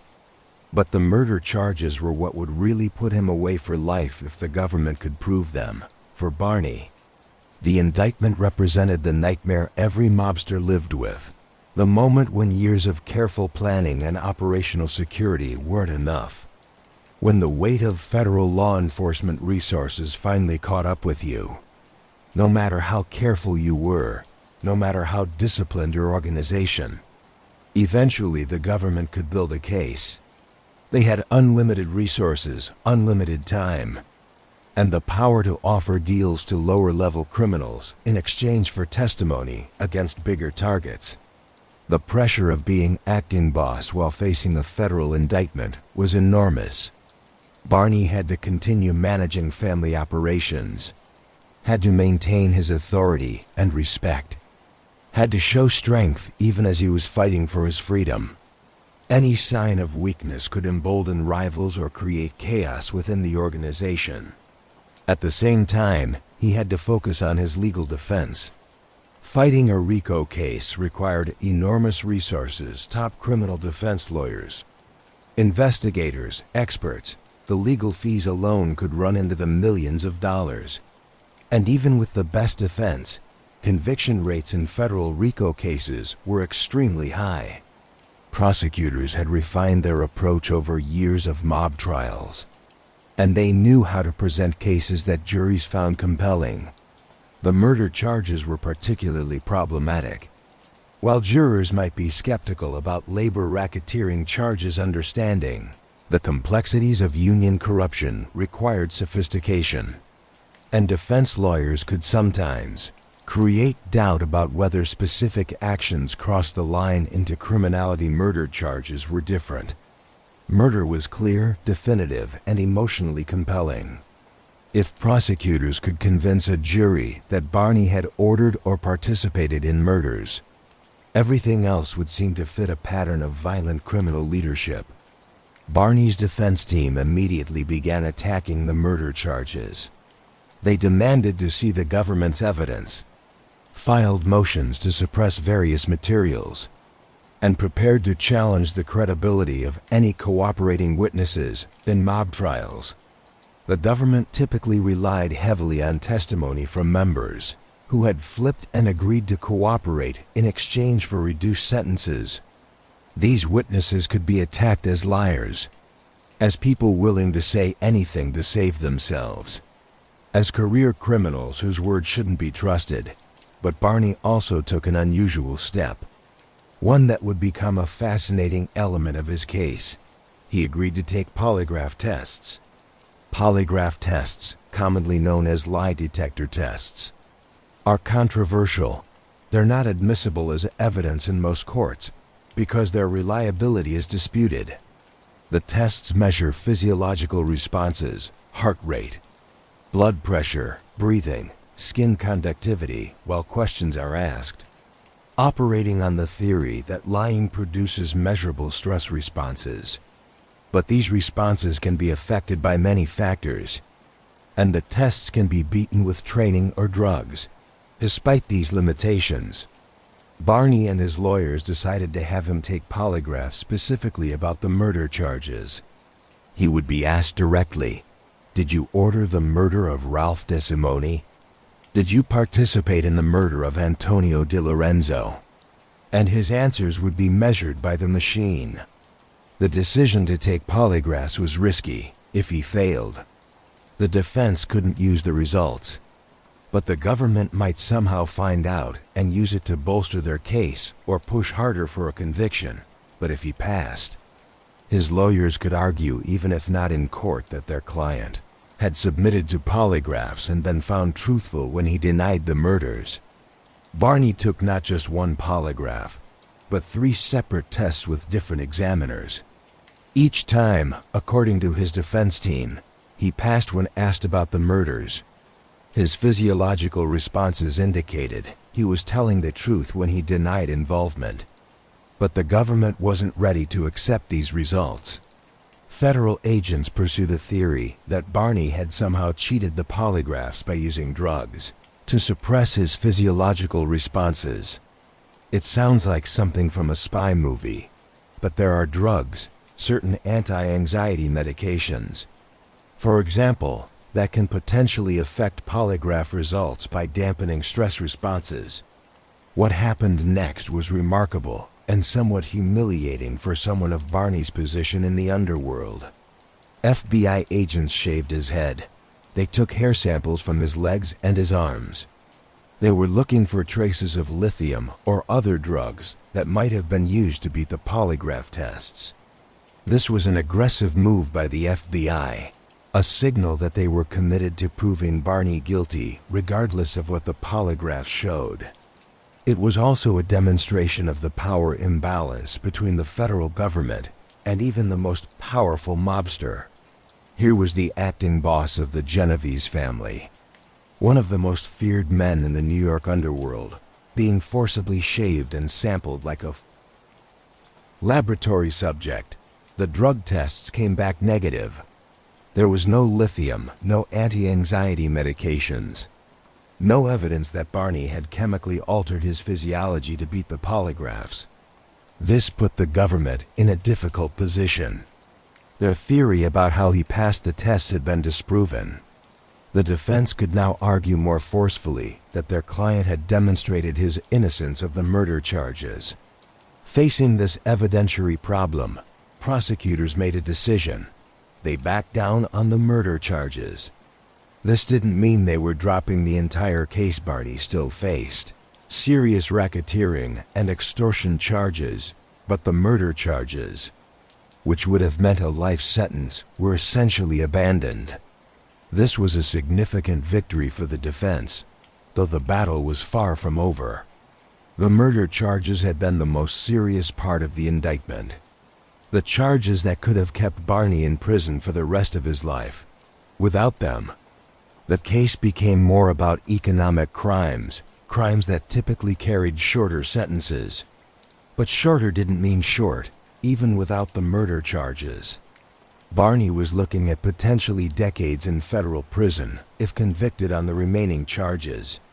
The government had evidence of his role as acting boss, his involvement in labor racketeering, his participation in extortion schemes. They had cooperating witnesses ready to testify. They had surveillance recordings. They had financial records. The defense argued that Barney was being persecuted because of his name and his family connections, that being Salvatore Bellomo's son had made him a target, that the government couldn't prove he had actually committed the crimes charged. One defense lawyer would later make an observation about Barney's situation, commenting on the legal concept of innocence versus the reality of his connections and lifestyle. The lawyer's point was that while Barney might be technically innocent of specific charged crimes, his entire life in the mob made complete legal exoneration virtually impossible. As 1996 turned into 1997, Barney's trial approached. He had survived the murder charges, but he now faced a different kind of battle, a courtroom fight where the rules were set by the government, where prosecutors had years of experience in winning mob cases, and where the outcome could mean losing his freedom for a significant portion of his remaining life. The case was a test not just of Barney's legal defense, but of the Genovese family's resilience. Other families had been devastated by successful prosecutions of their leadership. When bosses went to prison, families often fell into disarray. With captains fighting for control and discipline breaking down, the Genovese family, with Gigante still nominally in charge despite his own legal problems and Barney now facing trial, needed to demonstrate that their structure could survive even when leadership was under attack. For Barney personally, the indictment and trial represented the price of success in the mob. He had risen to the top of the organization, had enjoyed years of wealth and power, had commanded respect and fear throughout the underworld. But all of that came with risk, the constant threat of prosecution, the reality that success made you a bigger target, the understanding that freedom in the mob was always temporary as his trial date approached. Barney had to prepare himself for the possibility that his life of freedom might be ending, that the careful discipline and operational security that had protected him for years hadn't been enough, that the federal government's relentless pursuit of the mob would claim another victim despite his best efforts to remain invisible. The polygraph battle in Barney Bellomo's case deserves deeper examination because it reveals so much about the psychological warfare between high-level mobsters and the federal government, and because it was so unusual in the context of organized crime prosecutions. Most mob defendants, advised by their lawyers, avoid any kind of testing or examination that might provide evidence to the government. The Fifth Amendment protects against self-incrimination, and the standard advice is to say nothing, admit nothing, and force the government to prove every element of their case. But Barney's decision to take polygraphs was a calculated gamble. His lawyers apparently believed that if he passed and if they could make that fact known to prosecutors, it might create enough doubt about the murder charges to get them dropped or significantly weakened. The strategy worked, but not in a straightforward way. The government didn't simply accept the polygraph results and drop the charges. Instead, they pursued the theory that Barney had cheated, leading to the drug testing when that theory also failed. Prosecutors faced a decision: proceed to trial with murder charges that had been undermined by the polygraph results, or focus on the racketeering and extortion charges that remained strong. Given the high conviction rate they wanted to maintain, given the resources required for a trial, and given the risk that a jury might acquit on all charges if they didn't believe the murder evidence, prosecutors decided to effectively drop the murder charges. They didn't formally dismiss them immediately. That would look like too much of a defeat. But they signaled to the defense that they wouldn't be emphasizing the murders at trial, that plea negotiations could proceed without those charges being central to any deal. For Barney, this was an enormous victory. Life in prison had been taken off the table. He still faced serious charges and would likely do significant time. But the worst-case scenario, dying in prison, was no longer in play. The polygraph battle also revealed something about Barney's character and his approach to his legal problems. He was willing to be creative, to try strategies that other mobsters might have rejected as too risky. He was willing to submit himself to the indignity of multiple polygraph tests and invasive drug testing because he understood that these were means to an end, getting the murder charges dropped or at least undermined. This flexibility and strategic thinking had served him well throughout his criminal career, and it was serving him well in the legal arena as well. While some mobsters would have simply stonewalled and relied on their lawyers to fight every charge conventionally, Barney was willing to engage in psychological warfare with the government, to make them prove their theories, to force them to back down when their evidence didn't hold up. But even with this victory, Barney's legal troubles were far from over. The government still had a strong case on the racketeering and extortion charges. Cooperating witnesses were ready to testify about Barney's role as acting boss. Financial evidence documented illicit income. Surveillance had captured incriminating conversations, The battle over the polygraphs was won. But the war for Barney's freedom was just beginning. In April 1998, after months of legal maneuvering, negotiations and courtroom battles, Barney Bellomo accepted reality. Despite winning the battle over the murder charges, he was still facing overwhelming evidence on the extortion and racketeering counts. Rather than risk a trial that could result in a much longer sentence, he agreed to plead guilty to extortion charges. The sentence: 10 years in federal prison.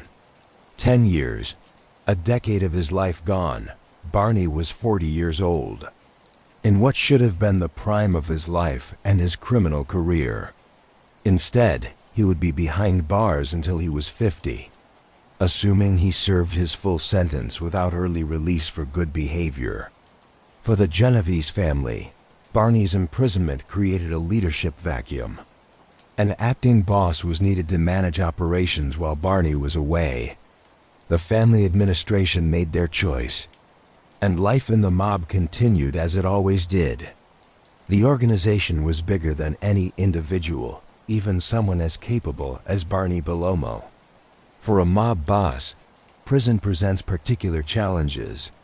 You're separated from your organization, unable to directly manage operations, reliant on messages passed through visitors and lawyers, communications that are often monitored by prison officials and the FBI. Your authority can be challenged by ambitious subordinates who see your imprisonment as an opportunity for advancement. Your earning capability is severely limited, yet you still have family on the outside who need financial support. But mob bosses in prison aren't completely powerless.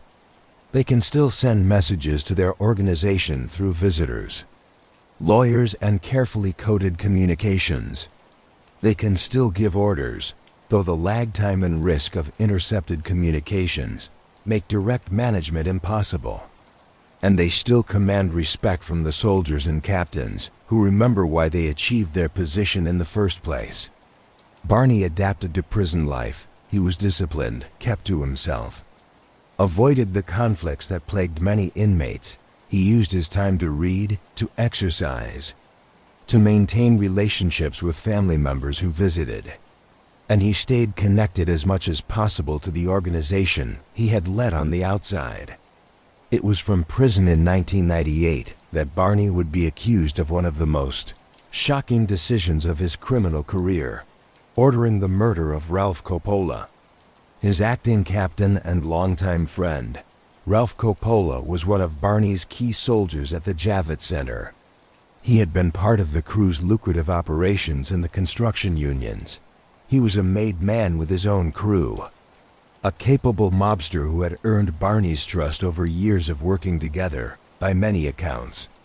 They were not just associates but genuine friends, as much as friendship can exist in an organization where loyalty to the family trumps personal relationships. In September 1998, Coppola was scheduled to be sentenced on federal fraud charges. He had been convicted and was facing significant prison time.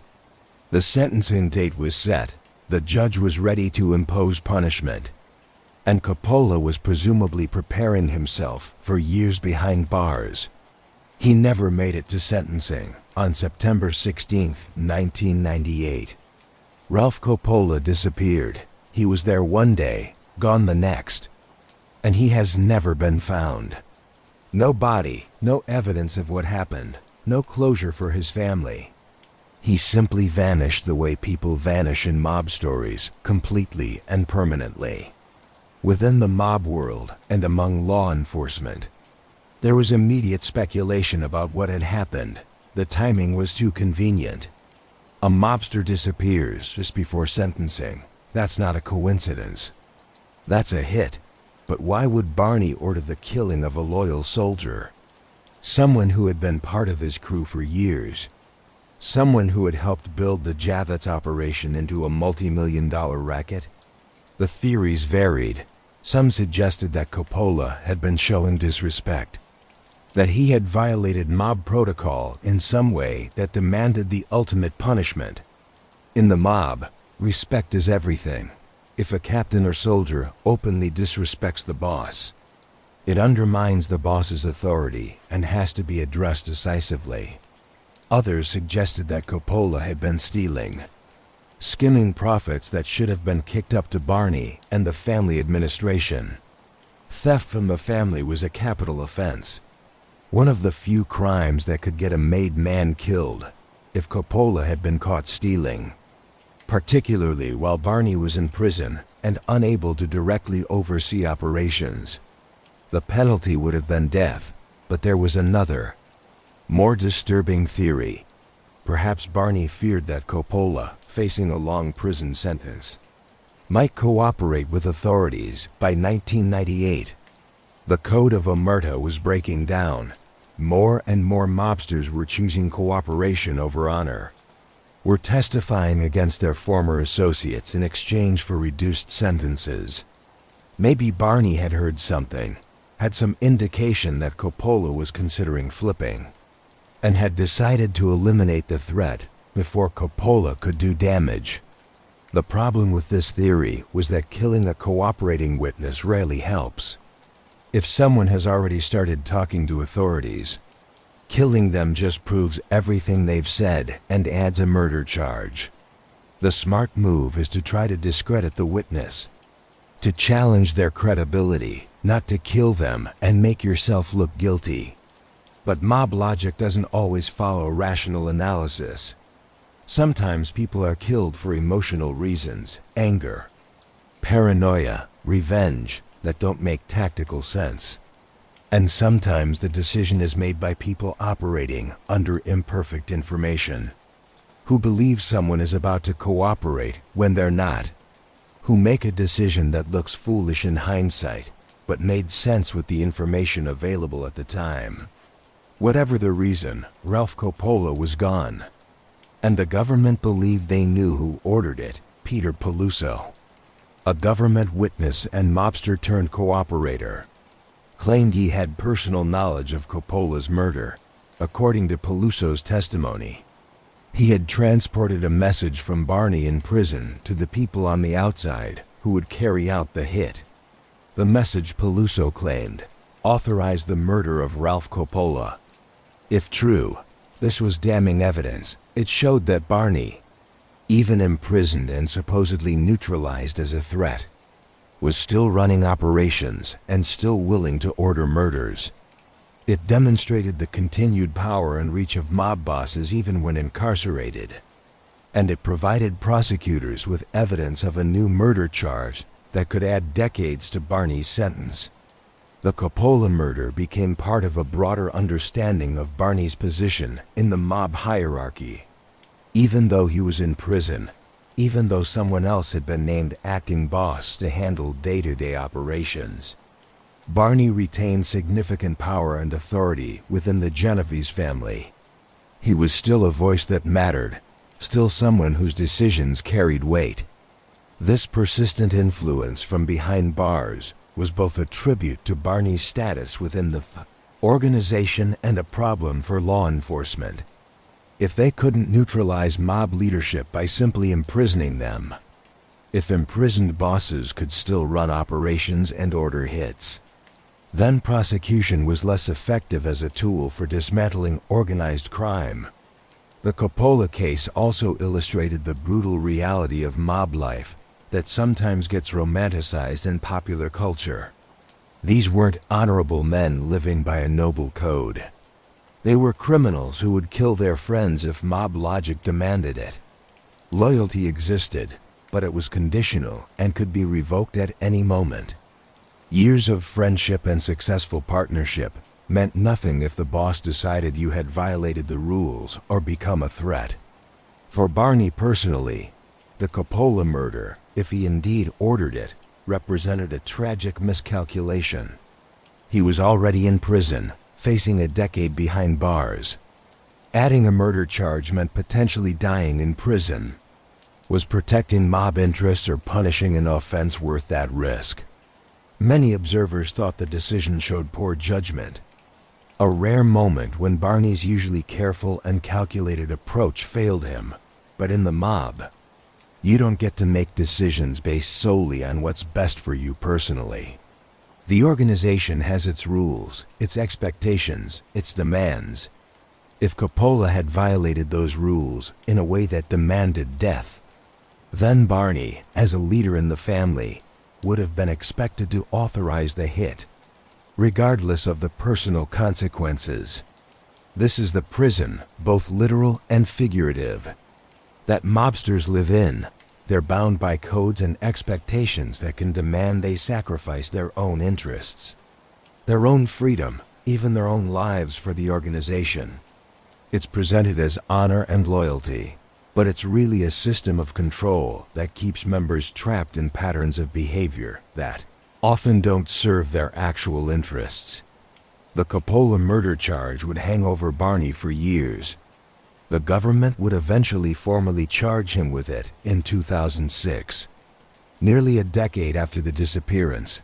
But in 1998, as Barney sat in federal prison serving his 10-year sentence, the consequences of that decision were still in the future. What was clear in the present was that his 10-year sentence might not be his last period of incarceration, that his legal troubles were far from over, and that the decisions he made, even from behind bars, would continue to haunt him for years to come. In 2001, Barney Bellomo should have been preparing for release. He had served several years of his 10-year sentence, had been a model prisoner, and should have been looking forward to freedom in a few years. Instead, in July 2001, he received devastating news. He was being indicted again this time. The charges centered on money laundering related to the Genovese family's control of waterfront rackets and the International Longshoremen's Association. According to prosecutors, between 1996 and 1997, Barney had been involved in hiding money that came from island members' pension funds. The waterfront had always been one of the mob's most lucrative territories. The docks in New York and New Jersey handled billions of dollars worth of cargo annually. The ELE, which represented dock workers, was one of the most powerful unions in the region, and the Genovese family, along with other mob families, had controlled that union for decades. The scheme prosecutors alleged was complex, but followed the familiar pattern of mob corruption. Money from the union's pension fund, money that was supposed to be invested to provide retirement benefits for hardworking dock workers, was being siphoned off through various means. This money would be laundered through legitimate businesses and offshore accounts, cleaned so it appeared to have legal origins, and then distributed to mob leaders, including Barney. The charges covered the period from 1996 to 1997, when Barney was still acting boss and before his first imprisonment. But the indictment came in 2001 while he was already locked up. This was a common prosecutorial strategy: build cases against mob figures over time. Wait until you have sufficient evidence, and then indict. Sometimes this meant indicting someone who was already in prison on other charges, ensuring they couldn't just walk free when their initial sentence expired. For Barney, this new indictment was a disaster. His release date, which had been scheduled for 2004, was now in jeopardy if convicted on these new charges. He could face additional years of imprisonment. The careful calculation that had led him to plead guilty to the extortion charges in his first case, accepting 10 years to avoid the risk of life in prison, was being undermined by this new prosecution. The evidence in the waterfront case was substantial. Prosecutors had financial records documenting suspicious transactions. They had cooperating witnesses from the mob and the union ready to testify about how the scheme operated. They had surveillance information linking Barney to meetings where waterfront rackets were discussed.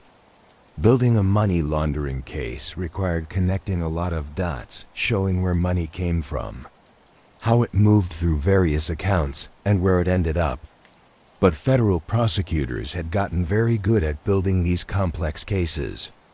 Barney's legal team faced a difficult decision.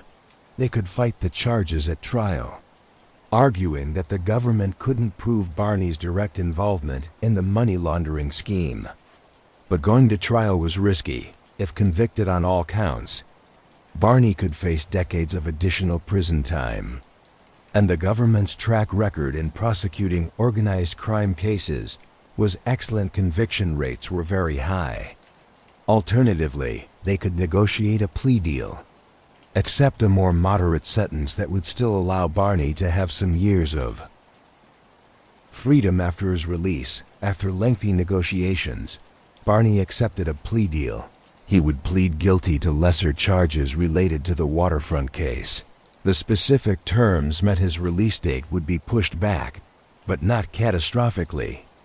Instead of being released in 2004, his freedom would be delayed, but he wouldn't be adding decades to his sentence. It was a pragmatic decision, the kind of calculated risk assessment that had characterized Barney's approach throughout his criminal career. Accept a certain amount of additional pain to avoid the risk of much worse outcomes. But the 2001 indictment represented more than just additional prison time. It was a signal that the federal government was never going to stop pursuing Barney Bellomo. They saw him as a major mob figure, someone whose prosecution justified significant resources and attention. Even when he was already in prison, even when he had already been convicted and sentenced, they continued building cases against him. This relentless pursuit reflected the government's broader strategy against organized crime. The goal wasn't just to win individual cases. It was to systematically dismantle mob families by continuously prosecuting their leadership. Keep the bosses in prison, keep their organizations disrupted, make the cost of mob membership so high that fewer people would choose that life. For Barney, sitting in federal prison and now facing additional years of incarceration, the strategy was working. He had risen to the top of the mob world, had commanded enormous power and wealth, and now he was paying the price. The question was whether he would emerge from prison with any organization left to return to, or whether the Genovese family would have moved on without him, replacing him with leaders who weren't carrying his legal baggage. How many more prosecutions could they absorb? How much longer could they maintain omerta when so many other mobsters were choosing cooperation? These were the questions that must have occupied Barney's thoughts during this period. He was in his mid-40s, years of his life gone to imprisonment, facing more years still to come, and watching the world he had known fundamentally change. The mob of his youth, when he had taken the blood oath in that apartment above a pizzeria, seemed like a different era. The old rules were breaking down. The old certainties were disappearing, and the federal government was winning. In 2006, Barney Bellomo faced what could have been his final legal battle. A superseding indictment charged him with a litany of crimes accumulated over years: racketeering, extortion, mail and wire fraud, obstruction of justice charges from 1997 to 2001, and most seriously, the murder of Ralph Coppola. This wasn't just another case. This was prosecutors throwing everything they had at Barney. The indictment represented years of investigation, mountains of evidence, and the testimony of multiple cooperating witnesses. It was designed to ensure that Barney Bellomo would never see freedom again.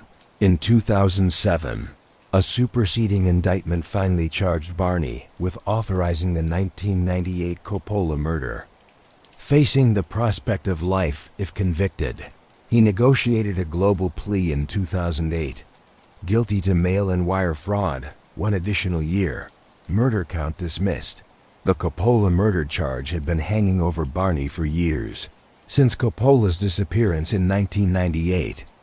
Now prosecutors were formally bringing it as part of this massive case. They had Peter Peluso's testimony about Barney ordering the hit from prison. They had evidence about the timing of Coppola's disappearance. They had a theory of motive.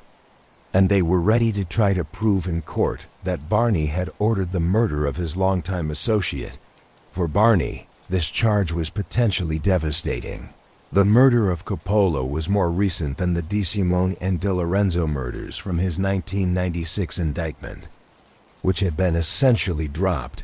The evidence was fresher, and this time he couldn't rely on polygraph tests to undermine the charges. He was already in prison, and the logistics of taking polygraphs while incarcerated, while fighting multiple other charges, were much more complicated. If convicted of murder, Barney would face life in prison. All the careful strategy that had avoided this outcome in his first case would be for nothing. He would die behind bars, never experiencing freedom again, remembered as a mob boss who spent the final decades of his life in a federal cell. The 2006 indictment also highlighted obstruction of justice, charges allegations that Barney had taken actions to interfere with federal investigations and prosecutions. Obstruction charges often stem from attempts to influence witnesses, destroy evidence, or otherwise impede law enforcement. For someone of Barney's position, running a criminal organization necessarily involved some degree of obstruction. You couldn't effectively lead a mob family while cooperating with every government investigation. As the case proceeded through pre-trial motions and legal maneuvering, Barney's family became publicly involved in a way that was unusual and poignant. His daughter Sabrina, along with 3 brothers, appeared before the judge to plead for mercy on Barney's behalf. Sabrina's tearful plea was a reminder that mob bosses, despite their criminal activities and capacity for violence, were also fathers, brothers, sons, people with families who loved them and would suffer from their extended incarceration. She spoke about her father as a human being, not just as a defendant in a criminal case, asking the judge to consider the impact on their family of adding more years to his already lengthy sentence. This kind of family involvement in mob cases had become more common as sentences grew longer and harsher. Judges were accustomed to seeing the criminal side of defendants, the evidence of their crimes, the testimony about their violence, the documentation of their wealth built on illegal activity. Family members provided a different perspective, reminding the court that incarceration didn't just punish the defendant, but affected innocent people who relied on them. The legal question facing Barney was whether to fight the charges at trial or negotiate another plea deal. Going to trial on a murder charge was extremely risky. If convicted, he would never leave prison, but accepting a plea deal meant admitting to crimes that would add more time to his sentence, ensuring he would spend even more years behind bars. After extensive negotiations between his defense team and federal prosecutors, a deal was reached. Barney would plead guilty to mail fraud charges as part of a broader plea agreement. In exchange, prosecutors would recommend 1 additional year instead of the 4 years they might otherwise have sought, and the murder charge would be handled in a way that wouldn't result in a life sentence. Mail fraud might seem like an oddly minor charge for a mob boss, but it's actually a common federal crime used in organized crime prosecutions. The mail fraud statute is broad, covering any scheme to defraud that involves use of the postal service or other mail carriers. Given how intertwined mail service is with business operations, almost any fraud scheme involves mail fraud at some point. Invoices sent by mail, checks mailed to pay fraudulent bills, documents mailed to victims. By pleading guilty to mail fraud, Barney was accepting responsibility for criminal activity while avoiding the much more serious murder conviction. It was, once again, a calculated compromise, accepting certain punishment to avoid potentially much worse outcomes. The deal meant Barney would serve 1 additional year beyond what he was already facing from his previous sentences. His new release date would be pushed back, but he could still envision a time when he would be free again. If he had been convicted at trial on all charges, particularly the murder charge, he would never have had that hope. The emotional toll of this extended legal battle must have been enormous. Barney had been dealing with federal prosecutions since 1996, a full decade of indictments. Trials, plea negotiations, and imprisonments. He had spent years in federal prison, watching his organization carry on without him, knowing that every year behind bars diminished his authority and relevance in the mob world. He had seen former associates become cooperating witnesses, testifying against their former friends in exchange for reduced sentences. He had watched the mob code that he had sworn to uphold, the code of omerta, erode under pressure from long federal sentences and the promise of witness protection. He had experienced the humiliation of being shaved by FBI agents, of having his family plead for mercy in court, of being paraded through courtrooms as an example of organized crime that the government was determined to defeat. But he had also demonstrated remarkable resilience. Despite multiple indictments and years of imprisonment, he hadn't cooperated. He hadn't broken omerta. He hadn't testified against his associates or provided information to authorities in exchange for leniency. In a world where more and more mobsters were choosing self-preservation over loyalty, Barney had remained silent. This adherence to the old code would be remembered in the mob world. It would be part of his reputation, part of why he retained respect even while imprisoned. He had done his time, lots of time, and he had done it the right way, without ratting, without compromising the organization. As 2006 turned into 2007 and then 2008, Barney prepared for eventual release. He had survived the mega indictment. He had avoided life in prison, and he had maintained his position within the Genovese family hierarchy, even if that position was more symbolic than practical given his years of incarceration. The question was, what kind of world would he return to? And would there still be a place in that world for a mob boss whose prime years had been spent behind bars? December 1st, 2008, after 12 years behind bars, Liborio Barney Bellomo walked out of federal prison a free man. He was 51 years old. He had entered prison in the prime of his life and emerged on the other side of middle age. The world he returned to was dramatically different from the one he had left. Technology had transformed everything.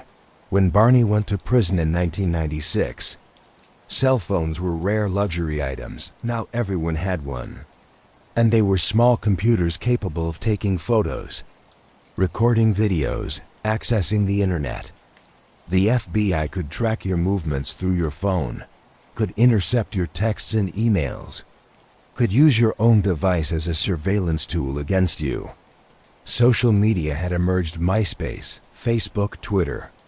People voluntarily published details of their lives, their locations, their associations. For someone like Barney, whose entire criminal career had been built on invisibility and operational security, this new world of constant digital surveillance and voluntary self-exposure must have seemed like a minefield. But the more fundamental change was in the mob itself. The organization Barney had left was already under pressure. The organization he returned to was decimated. The Bonanno family, once one of the 5 families, was considered a joke by other mobsters. They had been so thoroughly infiltrated by FBI informants, including Joseph Peastone, the FBI agent who had posed as Donnie Brasco in the 1970s and 1980s, that other families were hesitant to do business with them. The Colombo family had been torn apart by civil wars and prosecutions. Leadership had changed hands multiple times. Often violently, the family was a shell of its former self. The Gambino family, despite being the largest family in terms of membership, had never recovered from the prosecutions that took down John Gotti and his administration in the early 1990s. Gotti's flashy style had brought massive law enforcement attention, and the family had paid the price. Even the Lucchese family, historically one of the most stable and profitable families, was diminished. Boss after boss had been arrested and convicted. Cooperating witnesses had emerged from within the family's highest ranks, and everywhere, omerta was breaking down. The code of silence that had protected the mob for generations was fracturing under the pressure of RICO prosecutions and life sentences. More and more mobsters were choosing cooperation, accepting deals to testify against their former associates in exchange for reduced sentences and witness protection. Sammy the Bull Gravano's cooperation in the early 1990s had shocked the mob world, an underboss, testifying against his boss. But by 2008, cooperation had become almost routine. Soldiers were flipping, captains were flipping. Even some bosses were quietly cooperating rather than face the rest of their lives in prison. Into this changed landscape, Barney Bellomo emerged from prison. But he wasn't just another released mobster trying to stay straight and avoid going back. Within the Genovese family, and among those who understood the organization's dynamics, it was clear that Barney was the most likely candidate for the top position. He had been groomed by Vincent Gigante, the legendary boss whose strategic vision had kept the family strong even as others crumbled. He had the credentials years of earning, of running important rackets, of demonstrating leadership.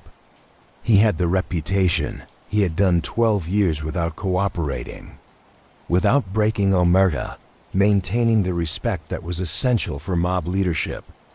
And perhaps most importantly, he had done the time, had paid his dues, had earned the right to lead through sacrifice.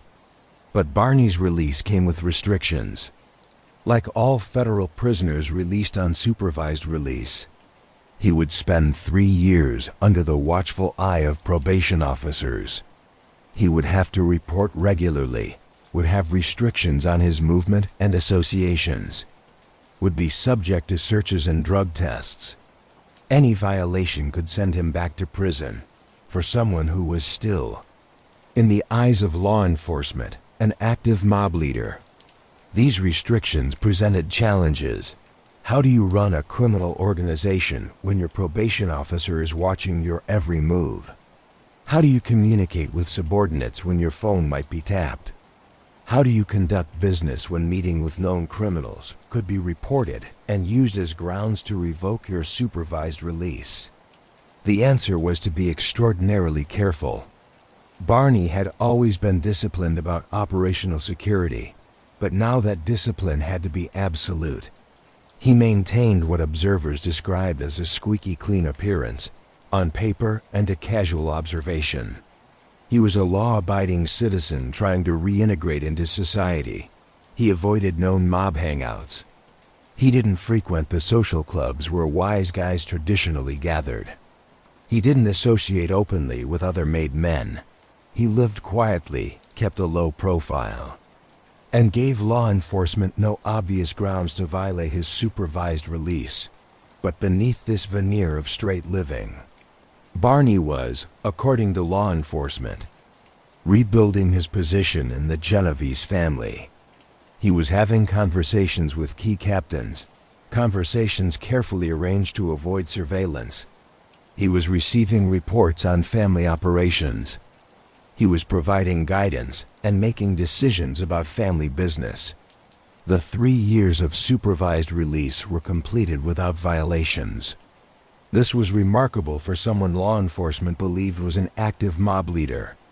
It demonstrated either that Barney had actually gone straight, which no one seriously believed, or that his operational security was so sophisticated that he could run a criminal organization while under active supervision, without getting caught during this period.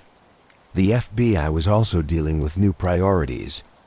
The September 11, 2001, terrorist attacks had fundamentally reshaped federal law enforcement.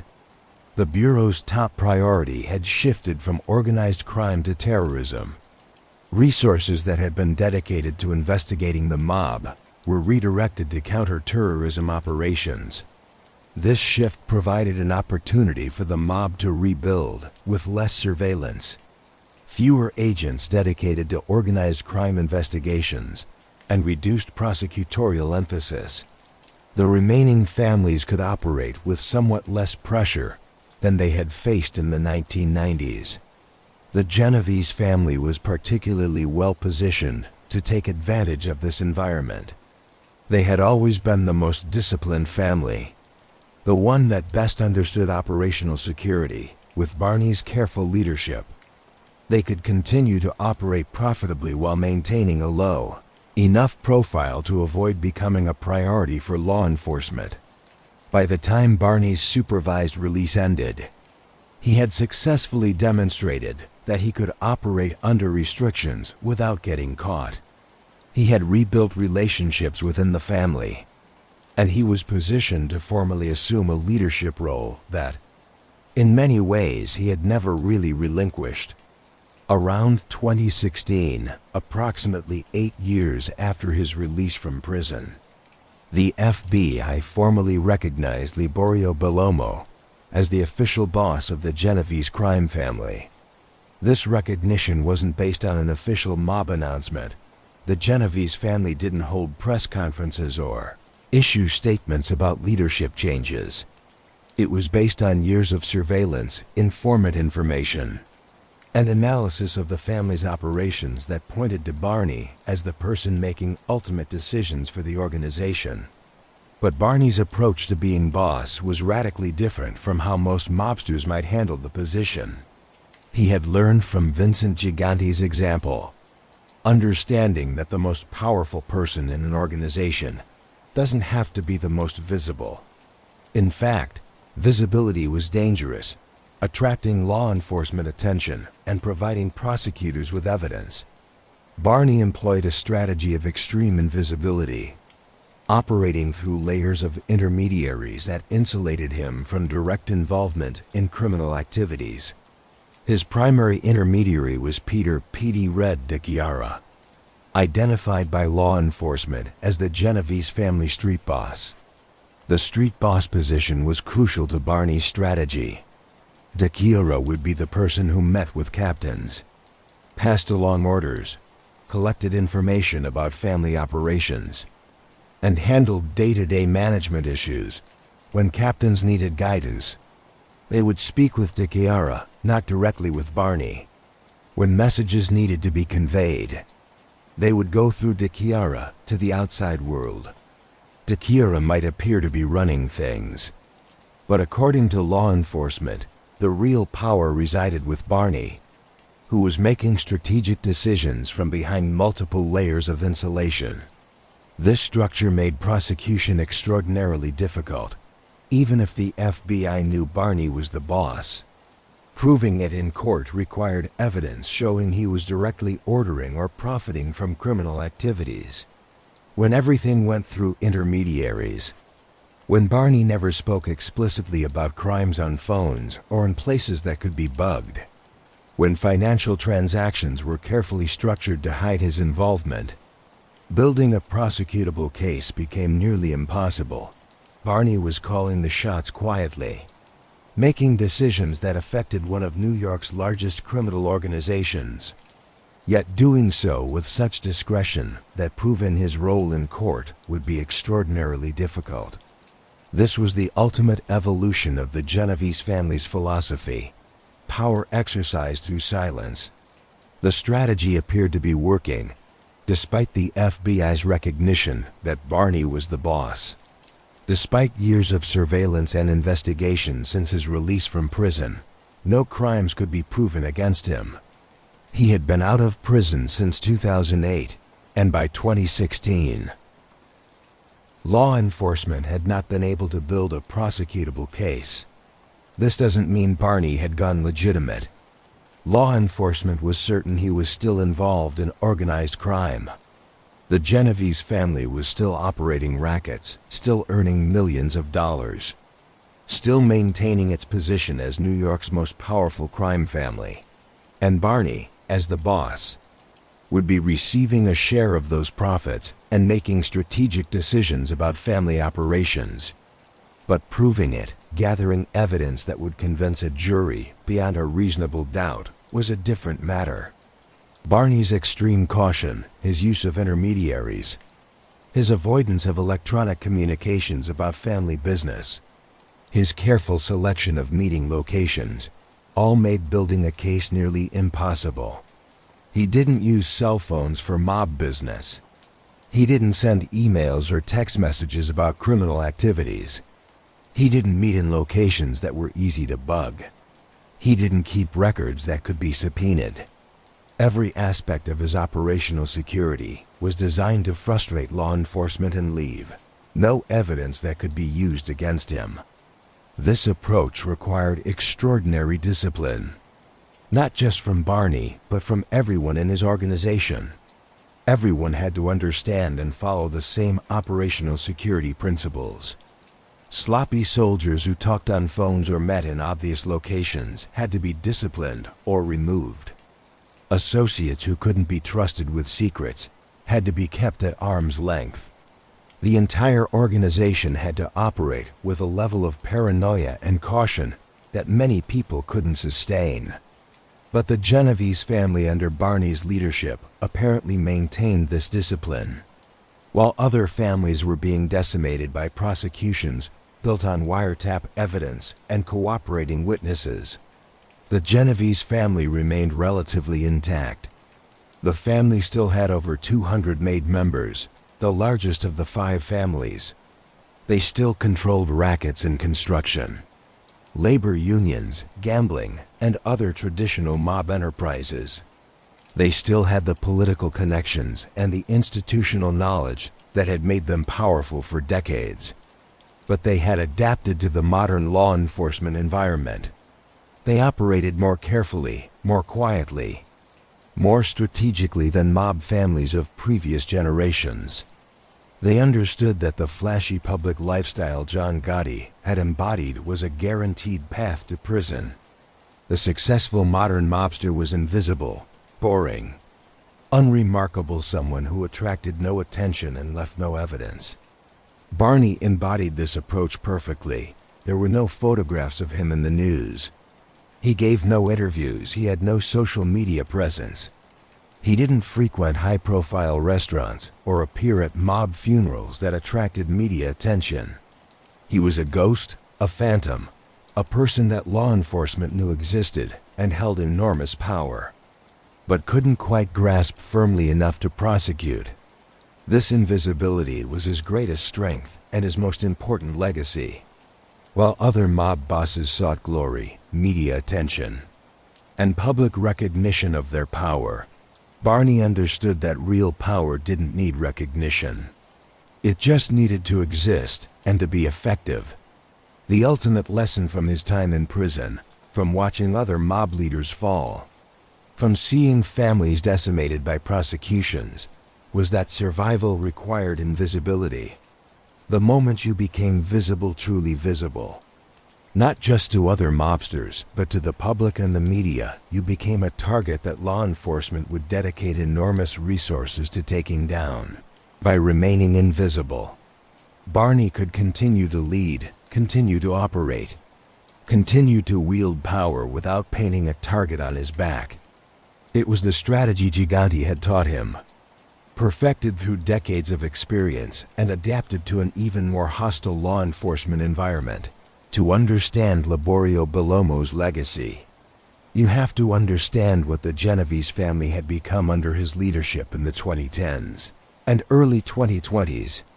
While other families had been reduced to shells of their former selves, while the Mafia overall was considered by many to be a fading force in American organized crime, the Genovese family remained formidable. With over 200 made members, it was still the largest family. More importantly, it was still a sophisticated, well-oiled criminal enterprise capable of generating millions of dollars annually. The family's survival wasn't accidental. It was the result of capable, intelligent leadership, first from Gigante, then from Barney, that understood how to adapt to changing circumstances while maintaining the core criminal enterprises that made the family profitable. The construction industry remained a primary source of income, despite decades of law enforcement efforts to clean up the construction unions. The mob maintained influence in key locals. They could still affect who got hired, could still manipulate bids, could still extract payments from contractors who wanted labor peace. The mechanism had become more subtle, more difficult to detect, but it still existed. Gambling operations continued, though they had evolved. The traditional numbers game had been largely replaced by sports betting operations, many of which had moved online or operated through offshore accounts. The mob adapted to technology, using encrypted communications and cryptocurrency in some operations, though always with the understanding that technology left trails that could be dangerous. Loan sharking remained profitable. There was always demand for loans from people who couldn't get money through legitimate channels, people with poor credit, people who needed cash immediately, people involved in illegal activities who couldn't go to banks. The mob could provide capital, and they enforced repayment with methods that banks couldn't employ. The family had also maintained political connections, though these had become more subtle and more deniable. Direct corruption paying off politicians or police officers had become much riskier as law enforcement became more sophisticated. But there were still ways to influence politics. Campaign contributions from legitimate businesses controlled by the mob, union support for friendly candidates, networking through legitimate civic organizations. These connections weren't as deep or as obvious as in the mob's golden age, when families essentially controlled entire political machines. But they still existed, still provided benefits, still gave the family influence in areas that mattered for their criminal enterprises. Perhaps most importantly, the Genovese family had maintained a culture that valued intelligence and discipline. They recruited smart people, promoted based on capability rather than just connections, and enforced rules strictly. This culture, established by leaders like Gigante and reinforced by Barney, was the family's greatest asset. While the Colombos had torn themselves apart through internal conflicts, while the Bonanos had been infiltrated and compromised, while the Gambinos had attracted destructive law enforcement attention through John Gotti's publicity seeking, the Genovese family remained cohesive, disciplined, and focused on earning money rather than satisfying egos. This didn't mean there were no problems. Law enforcement pressure remained intense. Some members still cooperated when faced with long sentences. Younger members sometimes lacked the discipline of older generations. And the fundamental challenges facing all organized crime increased law enforcement capabilities, harsher sentences, societal changes that made some traditional rackets less profitable affected the Genovese family as well. But compared to other families, compared to organized crime groups in other cities that had been virtually destroyed, the Genovese family was thriving. They were still America's largest and most powerful mafia family. And that status was a direct result of the leadership and strategic vision that Barney and his predecessors had provided. The question for the future was sustainability. Could the Genovese family maintain its position indefinitely? Or would the same forces that had destroyed other families eventually catch up with them? Would there be another generation of capable leaders to replace Barney when age or law enforcement eventually forced him from his position? Could the organization continue to adapt as technology and society continued to evolve? These questions didn't have clear answers. But what was clear was that under Barney's leadership, the family had survived and even thrived during one of the most difficult periods in mafia history.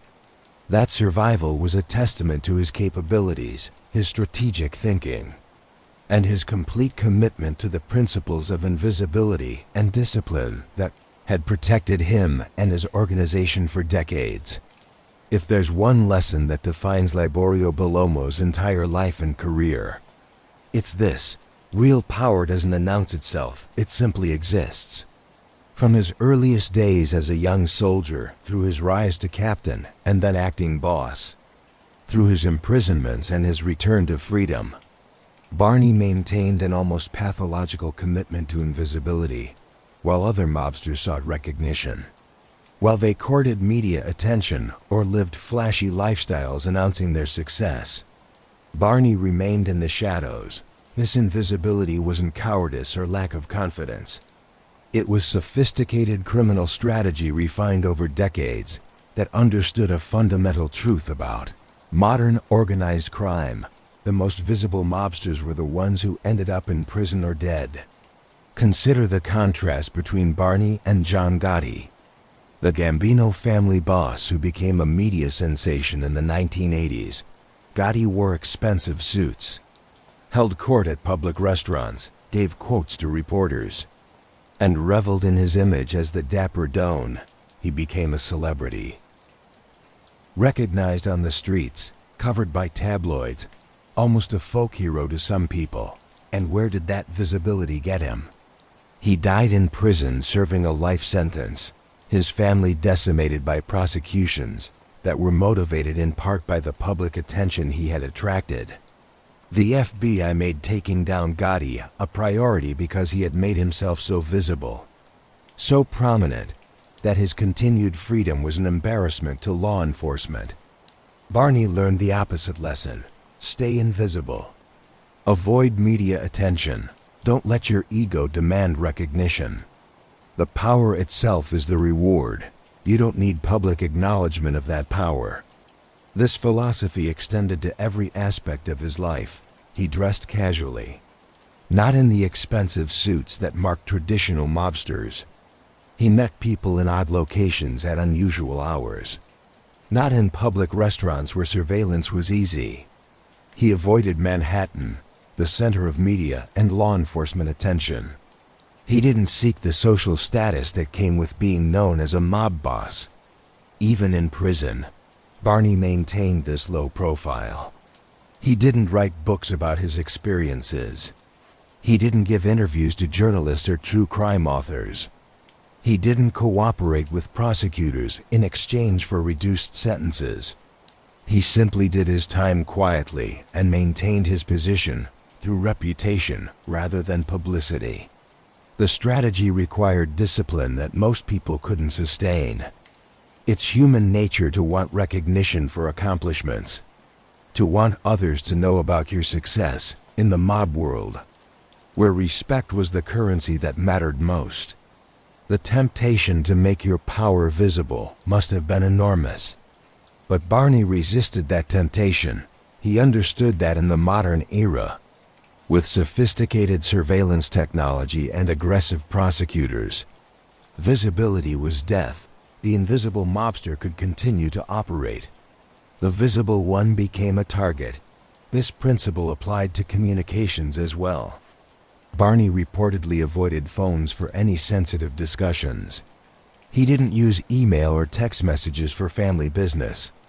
When he needed to communicate with subordinates, he did so face-to-face in carefully chosen locations or through trusted intermediaries. This created inefficiencies. You can't run an organization as efficiently when you're avoiding modern communications technology. But efficiency wasn't the priority. Survival was the priority. An organization that operated more slowly but avoided creating evidence that could be used in prosecution was more successful than one that operated efficiently but left trails that prosecutors could follow. The use of street bosses and other intermediaries was part of this strategy.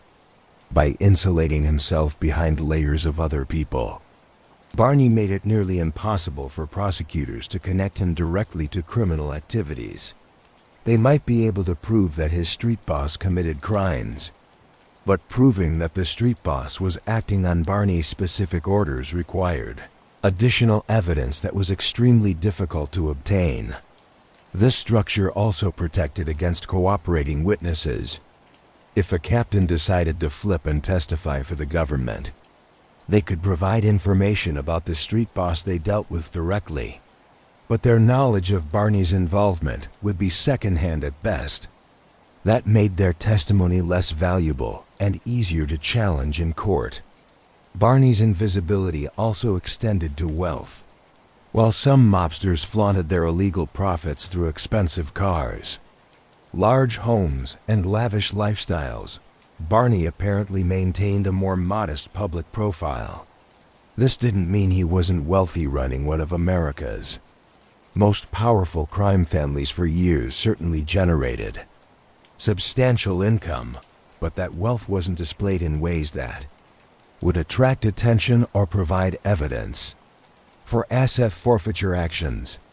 The art of invisibility that Barney perfected was, in many ways, the ultimate expression of the Genovese family's approach to organized crime. It was the culmination of strategies that went back to Lucky Luciano, that had been refined by Vito Genovese, that had been perfected by Vincent Gigante, and that had been adapted to the modern world by Barney himself. It stood in stark contrast to the approach of other mob families, other criminal organizations that believed power needed to be displayed to be respected. Barney proved that the opposite was true. Power that was invisible was more sustainable, more enduring, and ultimately more effective than power that announced itself. In a world of social media where everyone posts about their lives, where celebrities share every detail of their existence, where privacy seems almost quaint, Barney's complete invisibility was remarkable. He existed in the opposite of our modern culture, a person who wielded enormous power but left almost no digital footprint, who made important decisions but never explained them publicly, who led one of America's largest criminal organizations but remained unknown to most Americans. This invisibility was his legacy. Future mobsters, if they studied Barney's career, would learn that survival required sacrificing ego, required resisting the temptation to seek recognition, required understanding that the quietest person in the room was often the most dangerous. And so the story of Liborio Barney Bellomo continues to unfold in the shadows where he's always preferred to be. While the world changed around him from the mob wars of the 1980s to the social media age of today, one thing remained constant: his understanding that real power doesn't need to announce itself. It simply exists in a world where everyone wants attention, where criminals livestream their crimes and mobsters write books about their exploits. Bellomo represents something from another era, a time when wise guys understood that silence wasn't just golden, it was survival. The mob life that seemed so attractive to a young man in East Harlem, that offered power and wealth and respect denied to most Italian immigrants, came with a price that Barney paid repeatedly. His prime years were spent in federal prison. His freedom, even now, comes with constant threat of new indictments. His successes could never be publicly celebrated or acknowledged. Yet he persisted. He maintained omerta through decades when others were breaking. He kept the organization strong when other families were collapsing. He adapted ancient Sicilian codes of conduct to the digital age, proving that principles of silence and discipline could still be effective even against modern surveillance and prosecution techniques. The Genovese family's survival and continued power is in large part a testament to Barney's leadership and strategic vision. While historians might debate his impact, while law enforcement might question whether they've accurately assessed his role, what's undeniable is that under his tenure, the family remained America's largest and most powerful criminal organization. This is the legacy of Liborio Bellomo, the most powerful mobster you've probably never heard of, and that's exactly how he wants it. In a century where the American Mafia went from virtually unknown to celebrity status and back to obscurity, where bosses became household names only to die in prison, where the entire structure of organized crime was transformed by law enforcement and technology, Barney Bellomo represents the adaptation that allowed survival. He is the bridge between the old world of his Sicilian ancestors and the digital age. He is the embodiment of omerta in an era of cooperation. He is proof that the principles that sustained the Mafia for centuries, loyalty, discipline, silence, could still work if followed with absolute commitment. History will judge him as it judges all mob leaders, as a criminal who built his fortune on illegal activities, who commanded an organization responsible for violence and corruption, who profited from the exploitation of workers and businesses. That judgment is fair and accurate. But history should also note his remarkable capabilities, his intelligence, his strategic thinking, his ability to lead a complex organization through one of the most difficult periods in Mafia history, his absolute commitment to operational security that kept him free when others were imprisoned, his success in maintaining a powerful criminal organization while remaining virtually unknown to the public. Whether that legacy is admirable or deplorable is a judgment each person must make for themselves. What's inarguable is that it's remarkable. A story of power exercised through silence, of success achieved through invisibility, of survival earned through discipline.